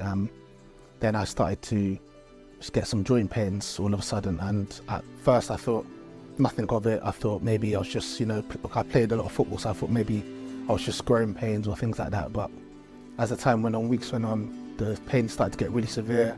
So my mum took me to my GP. I explained my symptoms and he said he's 90% sure that I've got lupus. I had no idea what lupus was at the time. I was thinking, why would you? Yeah, I thought, what's lupus? Obviously it could affect other areas, but for me it was affecting my kidneys. It was quite stressful. I didn't know how to really process it. I didn't tell any friends, so I kind of kept it secret from my friend. I didn't want to see anyone. I got quite depressed. I literally spent the whole of 2009 summer in bed. I was working full-time. I was a mental health nurse, so older than you were at the start of my journey, and I just started feeling really tired. So I decided that I ought to go to the GP. The renal consultant told me that I was in end-stage kidney failure, stage 5, and that I would probably very soon need dialysis or a transplant. But they also discovered that I had a condition called MGRS myeloma. How did you feel about accepting an organ from a family member? How did it make you feel? I felt a bit guilty to take my granddad's kidney, because obviously he wasn't young at the time, so I thought if anything happens to him or his kidney, I'm going to feel very bad if he needed a transplant, for example, and I've taken one of his kidneys away. So same with my dad, he was adamant that he wanted to give me this kidney, as he didn't want to see me on dialysis anymore. In 1 week's time, less than 1 week's time, I will be having a kidney transplant, my sister being the live donor. My sister was straight in there, like, of course you have my kidney. Yeah. I'm a match, you're having it, that there's no question. Yeah. And that took me a long time to come around to. And I think how I managed it in the end was my sister saying to me, it's not about you actually, Carla, because it's about me. Because I love you, you're my big sister, and I want to have plenty more time with you in the future, and I want you to be well. Well, it's not in any way a difficult decision for those of us that know her and love her. It has also been a very tough 3 years. So a long time ago, we, were talking, and I said, if there's ever, an opportunity, I would gladly give you one of mine. So I had asked before, I had offered before she'd even asked. I remember waking up in recovery and feeling pretty groggy from all the drugs. Of course. And I just remember saying to her, Lindsay, it's worked. And she messaged back going, how do you know? Have you had bloods? And I was like, no, not yet.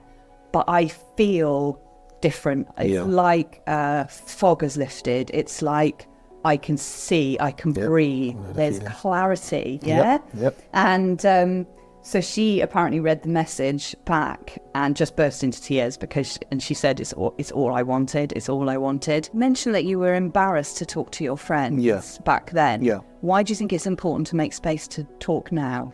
I didn't want to tell my friends. I was young at the time. I was only like 21 when I was on dialysis, so I felt quite embarrassed. They were going out, like partying and, different things, and I couldn't really take part. But obviously now I'm a lot older now, so if it was to happen to me now, I would feel more comfortable being able to tell my friends, because, at the end of the day, your friends, they would understand and they will support you.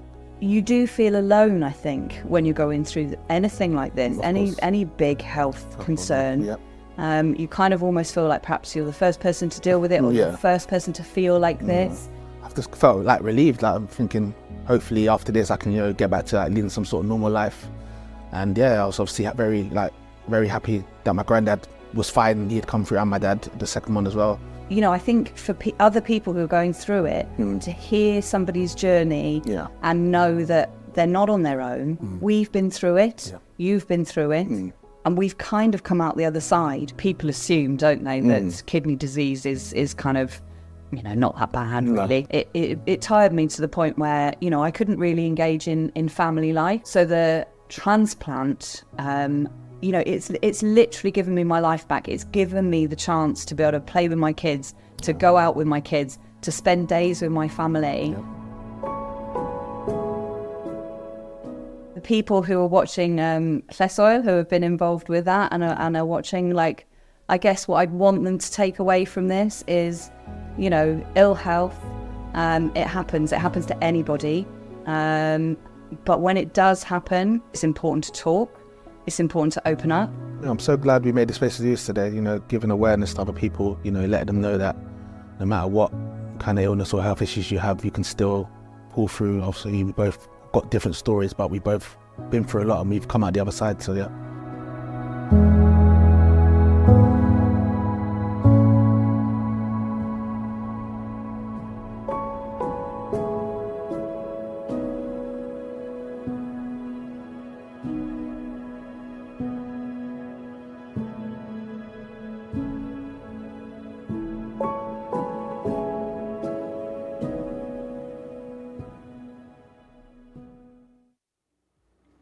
What a wonderful film, and two very, very special people there. I think you'll have seen at the end there were some statistics that were given, figures that I'll repeat for you really because they're really, really important. More than 7,000 people across the UK are waiting for an organ transplant, and 5,500 of them are waiting for a kidney transplant, with over 200 of those being here in Wales.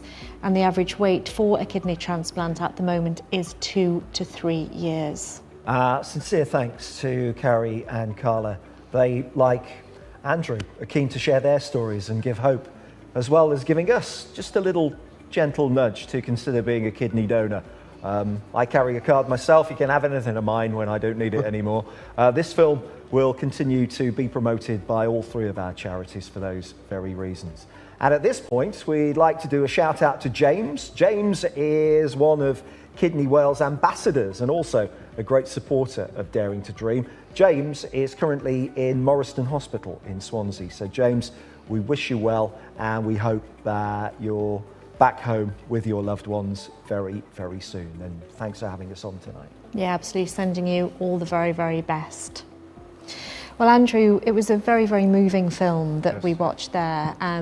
important messaging coming out through two very personal stories.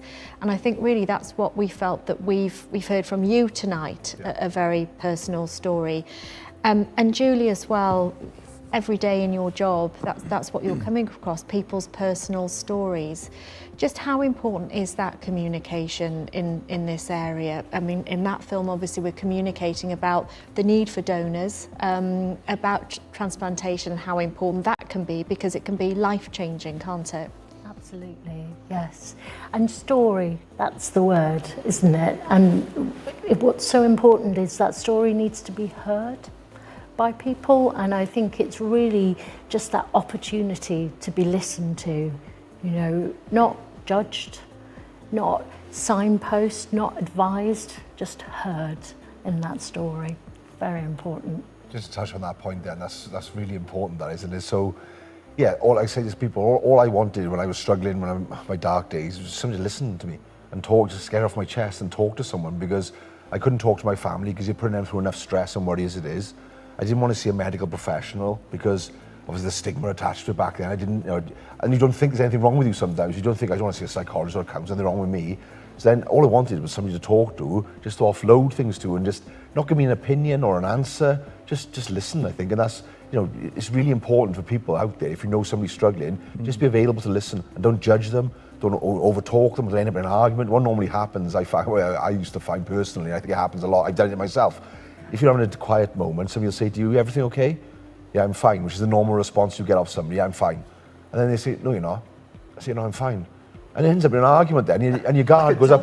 Yeah, I know this is wrong, tell me. And it's like, it's not a competition. And they might not be ready at that moment in time, just they might be ready in 6 weeks, 6 months, 6 years. But when you're ready, when they do want to talk to you, make sure you're available. So I say to people, just say 2 simple things. Say, are you okay? Normally, yeah, I'm fine. Just follow up with, when you're ready, I'm here, just drop me a text, give me a call, and then just talk about something else, move on and talk about something else. Don't interrogate the person or push them, because when they are ready to talk, you're not going to go to that person then, you're going to go to somebody else. And it's not a competition. People say, they don't talk to me, they talk to so-and-so. I say, well, it's not a competition. Somebody's life and feelings is not a competition. But the bigger the support network, I suppose, the better, Dr. Julie. Yeah, oh, absolutely. And we can't get everything we need from just one person. We need different people for different things. I guess I would also say sometimes it's not about talking at all. It's people you can just be with and be quiet with. And I think Andrew is so right about just not pushing people when they're not ready. Sometimes people haven't put together the words, they're not ready to share their story. Processing. Yeah, absolutely. That we go through, all of us do. Absolutely. Yeah. And I think what we saw in the film, obviously, was their family members donating a kidney. And we know how important that can be. In that situation, support is needed for obviously more than one person, isn't it? Absolutely, absolutely. You probably don't know, I used to be a kidney psychologist, but there you go. So I've worked with people like that. And actually it's really important to assess the family member, make sure that they're absolutely certain about what they're doing, but support them through their hopes and expectations of that, the guilt they may feel if they're not a suitable donor as well, because that can sometimes happen. So it's a complicated thing, but it's such a gift if it can happen, and it can bring people closer together as well. Thank you. Thank you, both of you. Thank you so much, Andrew, for sharing, and thank you so much, Julie. Now, we're going to bring you the final track from Infamity. This is the title track from his debut EP, Aros Evi Onna, which is a Welsh, Malinke and Susu language song of love and longing.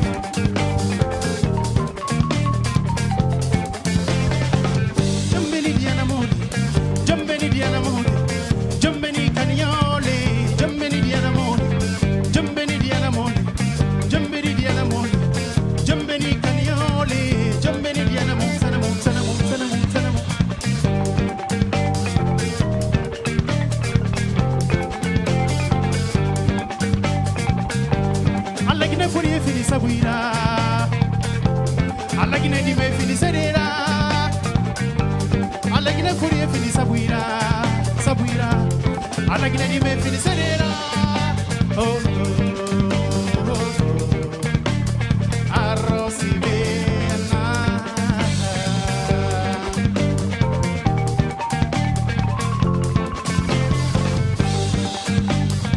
Meidol hamdan nakborat hitos Biz anago satab Mainun duwe duwe walsko Onna timon hiras trustuti Na urdan in postria baneya Ruite garite Yeah yeah yeah Yeah yeah yeah Yeah yeah yeah yeah Yeah yeah yeah Yeah yeah yeah Yeah yeah yeah yeah So live it, dance, live it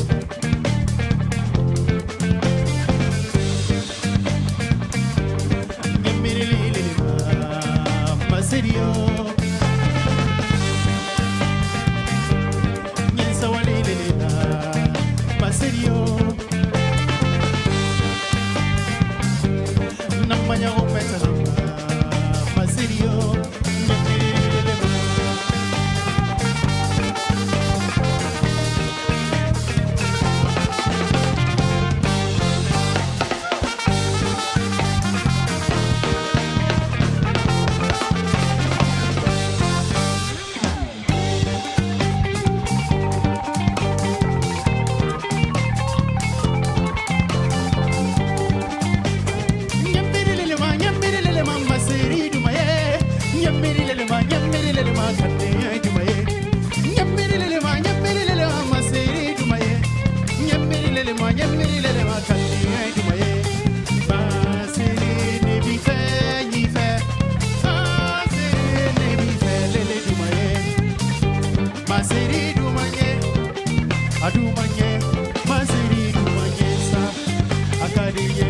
Jarabini kadinyesa Arrosi vena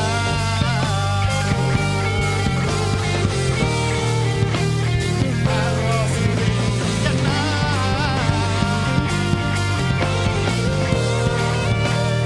Arrosi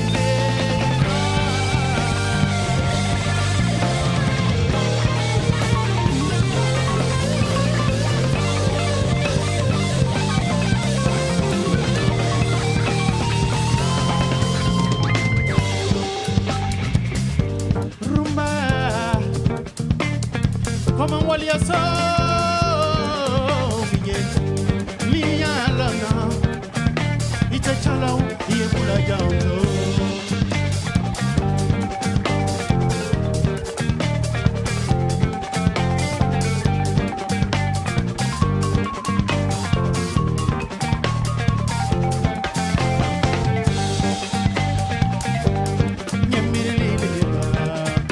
Serio Miensa walilela Maserio Miensa walilela Namaya vometa nama Maserio Maseri nebite yife Maseri Nyamurule nyamurule mabando Nyadumule nyadumule mabando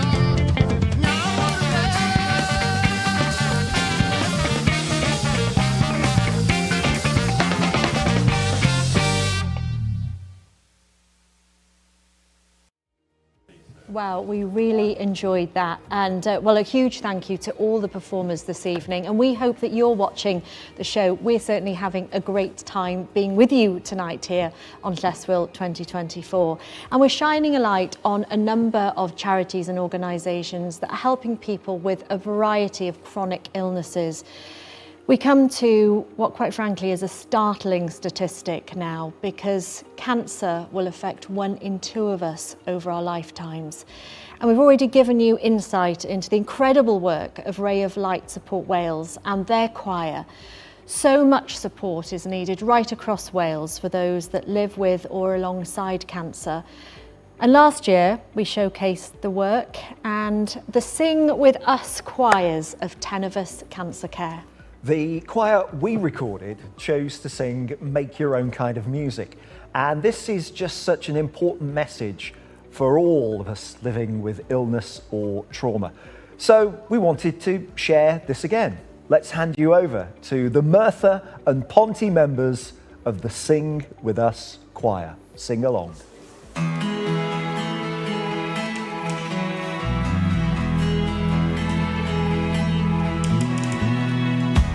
Nobody can tell ya. There's only one song worth singing. If they try to sell ya, 'cause it brings them up to see someone like you. 'Cause you gotta make your own kind of music, sing your own special song, make your own kind of music, even if nobody else sings along. You're gonna be knowing the loneliest kind of lonely. It may be rough going just to do your things, the hardest thing to do.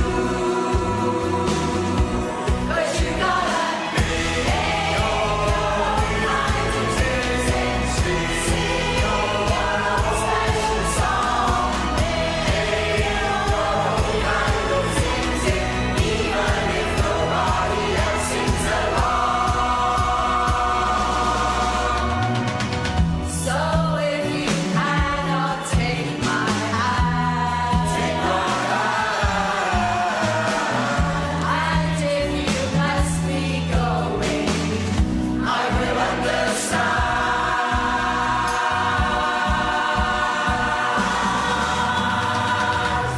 You gotta make your own kind of music, sing your own special song, make your own kind of music, even if nobody else sings along. You gotta make your own kind of music, sing your own special song, make your own kind of music, even if nobody else sings along.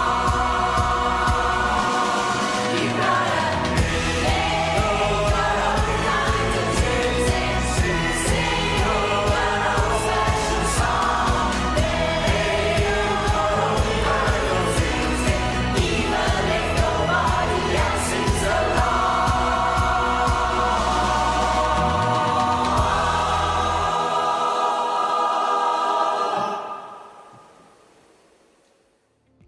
Well, I think that one just gets better every single time, doesn't it? does. It's the Every first time. time. We played that last year, first time Toomey's seen it, obviously because you were touring last year, but It was incredible. Yeah, love watching it. Just seeing people express themselves in that way. You can see the joy in their hearts while they're singing. Totally joyful. Really, really moving. And we've got time for some final social messages for you now. The first one, please say hello to everyone. It's nearly 2 years since I lost my mum, Linda. Also, can you give my niece, Kira, a shout out as it was her first birthday last Wednesday, and that's from Tracy in Anglesey. Tracy, thank you so much for sending that message to us this evening. We hope you're having a really, really good night. We've also had a message from Cassie. She says, a pleasure to be part of such a special cause. Thank you, Cassie. Well, we loved having you, Cassie, on the show, so thank you very much for taking part. Becky, Chair of Samba Galles, has sent us a message too. On behalf of Samba Galles, I'd like to thank you for inviting us to be part of this wonderful event. They were great. Oh, absolutely fantastic. A really, really great community organisation. They say the band are proudly watching in their homes and at the WMC watch party. They're thoroughly enjoying it. So that's brilliant to hear. They say Daring to Dream is a wonderful charity and we wholeheartedly support what you're doing. And finally, a suggestion that may be of interest to the over 50s. Tim says, thought you might like to know that Llanilltid Nordic Walking is part of Age Cymru. We have persons who are volunteer carers living on their own and find that we offer companionship, an ear, and the opportunity to get fit by exercising every muscle in their body in the fresh air. Do that Nordic walking, certainly will. That sounds fantastic. Yeah, it does. Plus, there's no charge. And free. Yeah. The two instructors are volunteers themselves. Brilliant. So absolutely brilliant. Let's give the Nordic Walkers a round of applause. Yeah, thank you. Our final set tonight, and headlining, of course, Leswell 2024 is Afro Cluster. And who better to introduce Afro Cluster than the man himself, Toomey Williams. Toomey, sir. Hello, thanks, Jace. Again, great to be back at Leswell for the the third instalment of this, and I completely wholeheartedly thank Barbara and team for having us and the cause, and I'll continue to support this and furthermore. On the Up, our first track here, it's on the Up. It's a single we released last year, celebrating 50 years of hip hop, and the profound influence the genre has had on us as a band. It is both a love letter to the art form and a pep talk on the importance of mental health and family as working musicians. Enjoy.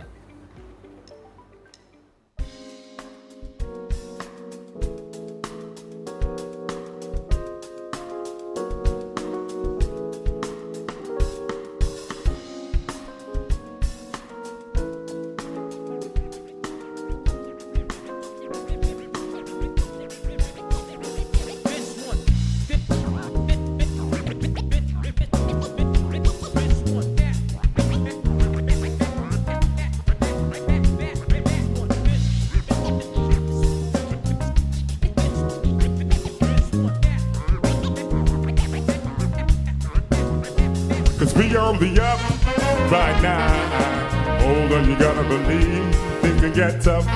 Stand proud, it will get better, trust me. Cause we on the up right now. Feel the buzz beneath your feet. Always choose love. Cause we on the up. They say fitting, nah, you must be tripping. A fresh lemon ginger tea is what I'm sipping. On the ball like Scottie Pippen. Think I'm not listening closer. Impulse transmitting on the rhythm. Another dose of something different. Life a roller coaster, so start winning. Once settles down, it's over. I'm on the wide open, alive and hopeful. Struggles we go through can't be shared. Not dealt with on your own too. Or compared with those fools on your socials. Don't be so cruel to yourself. Nobody knows you better, to settle on good health, mind, body, and soul too. Success comes with grafting, not measured by wealth. Subjective, can't change the cards we've been dealt. Better choose the path the heart swell to excel. The up right now. Hold on, you gotta believe things can get tough. Stand proud, it will get better, trust me. We on the up right now. Feel the buzz beneath your feet and always choose love. Cause we on the up.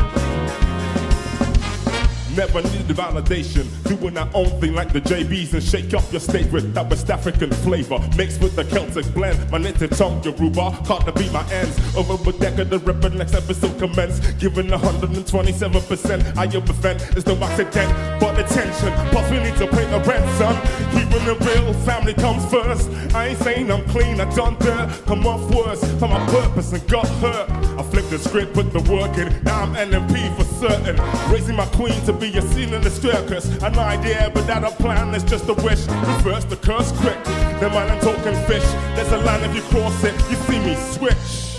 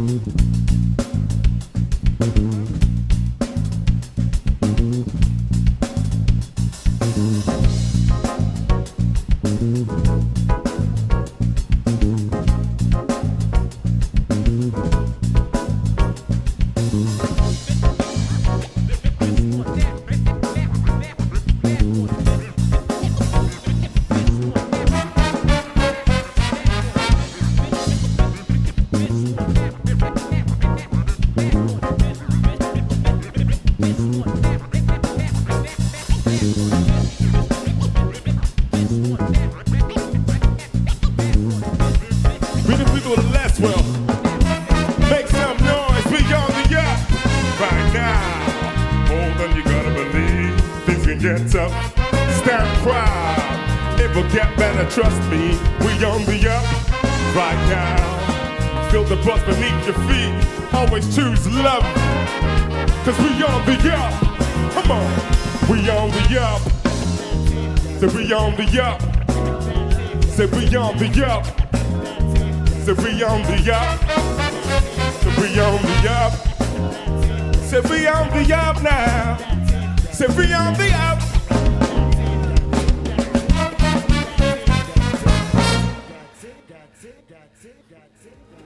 Oh, switch back. Quickly swap from your orange jumper straight back into the jacket, just in time.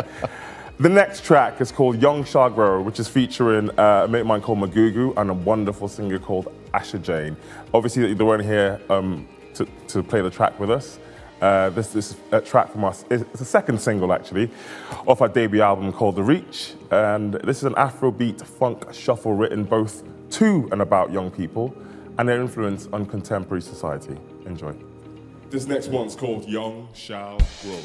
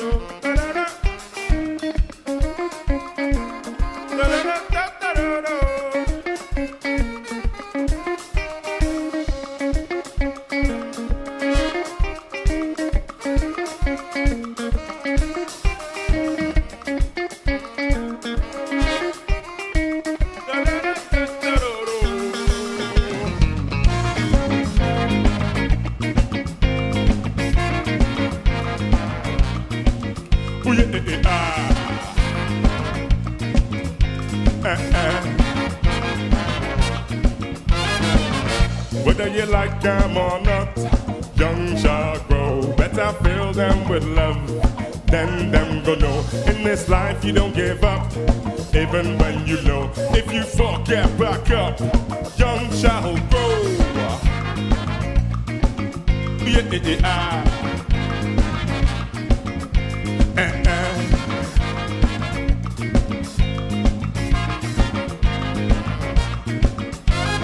Trying to be better than I've ever been, but seem to be losing that patience. No wait until directly affected before I start retaliating. Deceptive lifestyle, thinking you're free, but needing these policies as the majority. Gentrification apply with authority, making you look in the mirror. No be for me, uncompromised integrity. Easy to believe that has that feed. Hypocrisy, not democracy. They pull the trigger like a melody. Injustice for broken families. Handle the heat like a Fulani. Not by force to get degree. No be for everybody. Challenge yourself with every opportunity. Get used to the scrutiny. Choose to do things differently. Never lose your identity. Fools that tend to be sheep end up like sheesh. So it's important to teach. Nothing but love on the streets. So I begin your seat. The nature of the beast. Read your book, every day no be Facebook, chatting your ish on the gram, communicate, you know if you do the tweets, no fish your face on the streets, open your mind, you feel it like you don't find, if understand on your nine, open the time, back in the center you find, stay focusing on your grind, no, every day, yeah, back in the time of the fear, back in the same, you try again, always stay in your lane, do what you're been, know what you do, no one go do you like you, watch your pen, relax, cause my G, everything good and they cool, don't worry about them, the life that they chose, nobody knows tomorrow, the long shall grow, and she will be so, we need to bless it from head to the toe, back them down, so they go grow, people the sound have a feeling to show, this can matter, now open and close, open and close.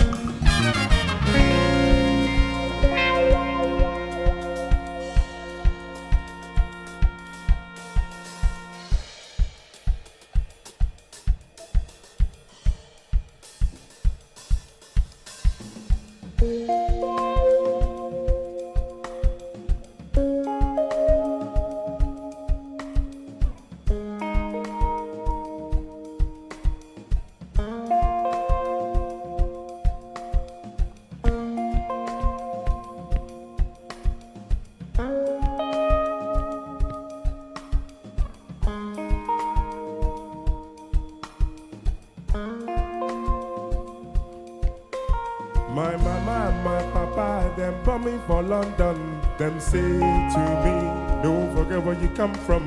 I carry my load to another station, Eastern London. Mama, papa, bumming for London. Them say to me, don't forget where you come from. I carry my load to another nation. I was Wales. Young shall grow, young shall grow, young shall grow.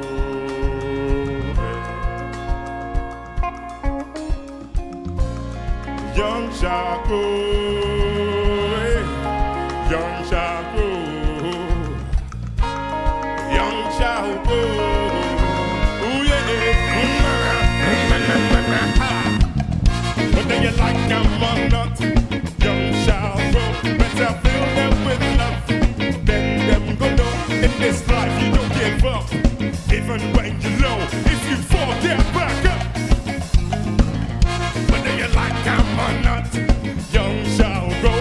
Better fill them with love, then them go know.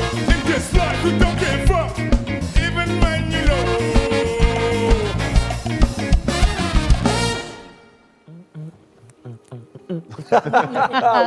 Still going.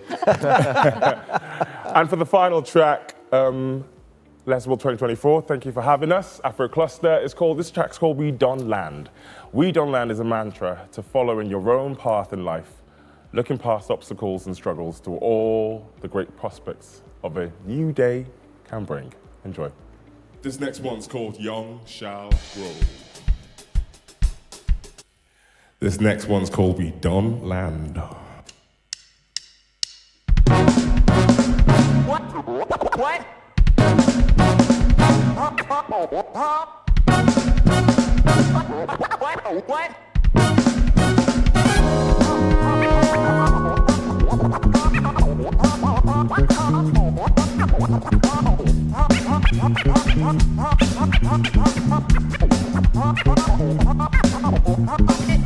Definitive never now. Ni amma. Definitive never now.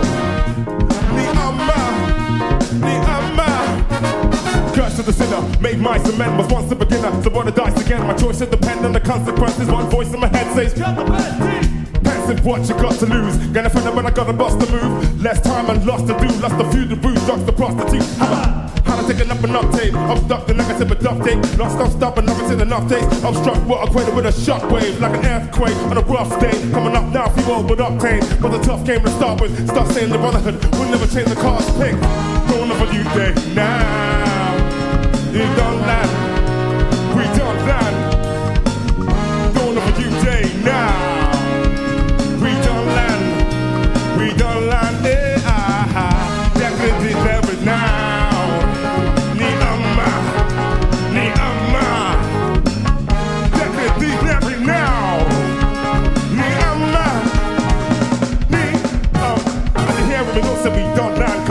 Gifts that we all found. Several people helps them understand we all equal. Greed is a dumb man again.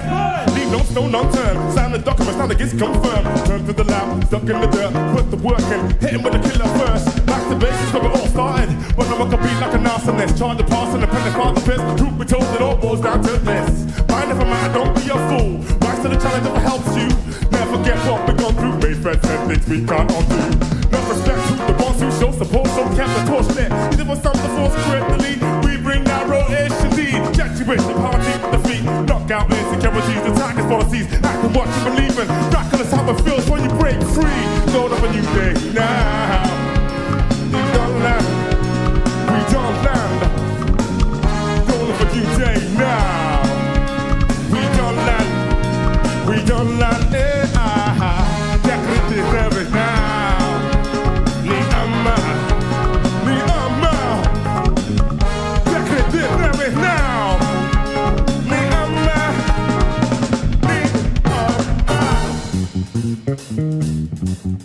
people of Leswell, get your hands clapping.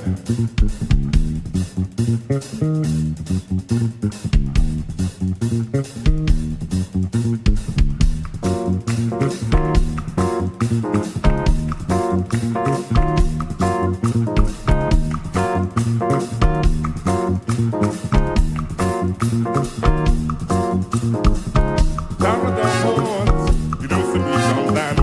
Ring the alarm, hey, ha, ha. Sound of the horns, you know some beach on land. Ring the alarm, hey, ha, ha. Sound of the horns, you know some beach on land. Ring the alarm, hey, ha, ha. Sound of the horn, yo, Leswell, love, Afro Cluster with the building. Doing it for you day now. We done that. We done.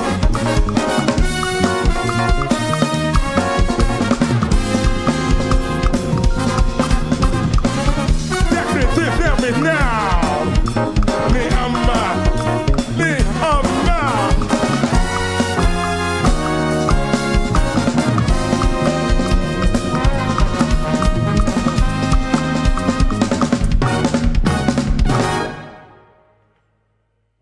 What a fantastic way Yes. to end the show this Yes, evening. sir. Seeing an Afro Cluster. Thank you. Wonderful, Thank you. wonderful stuff. Thank you. Honestly, and thank you to all of our performers, all of the groups and bands who've supported Lleswyl 2024. It would not be the same without you. And of course, to our studio guests tonight, Dr. Julie Highfield and also Andrew Jenkins. Thank you for being with us, for sharing your experiences and speaking so openly as well. We've really, really valued that. And we're delighted to say that Barbara Chidgey's back with us, because Barbara, we spoke to you right at the beginning of the show, which is over 3 hours ago now. Indeed. How do you think it's gone? Well, Sean, and to everybody else, I think it was absolutely fantastic. Really wonderful museums. I've been rude, you too. Musicians. No, seriously, musicians, everything I'd hoped for. The stories about individual people, including Andrew, and different charities came over so well. And also what we did collectively, but certainly Julie and Andrew were very much core to this, is we were beginning to get over much more clearly to everybody listening how important emotional health is to live well with illness, and why the work that we do as a charity matters. We're early days, we've got a long, long way to go, but the next thing is the grim toilet, isn't it? It certainly is. So, you know, a huge thank you to everybody and the production team. And there's people who aren't here who were part of the production and were filming some of the elements of tonight. And we're pleased that we've had so many viewers. We've had a lot of input over social media. And actually, we're going to keep encouraging people to watch Lleswyl 2024, because your work, all of you, deserves to be watched lots and lots and lots of times. And if anybody would like to get in touch with us about the charity, help support our work, suggest rooms in hospitals that they want to have made over. Or toilets. Well, all you've got to do, go to daringtodream.wales, you've got a donate button and you've got a contact form, so we can be found very, very easily. And trust me, Barbara will get back to you. She will get back to you. Honestly, she will. Absolutely. And can I say, will there be a next year? Of course. It'll be the equivalent Friday next year in February.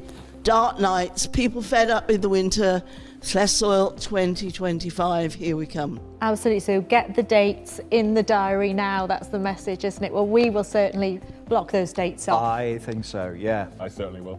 Yeah, we love being part of it, Barbara. Thank you so much for Great. Well, thank you very much. No, you all do a great job, and it's just really nice, isn't it? We're different. I like to be different. All right. Absolutely. That has come across throughout the whole course of the evening, and what a show. Thank you. Thank you, everybody. And that is it. We have reached the end of the Leswell Festival. Thank you so much for joining us. Diolch o galon i chi gyd am fod gyda ni trwy'r gydol y noson yma. We hope you've enjoyed it as much as we have in the studio. I hope that came across because we've really, really been thrilled to be here. And as Barbara said, we will see you all again next year. Good night. Nos da. da.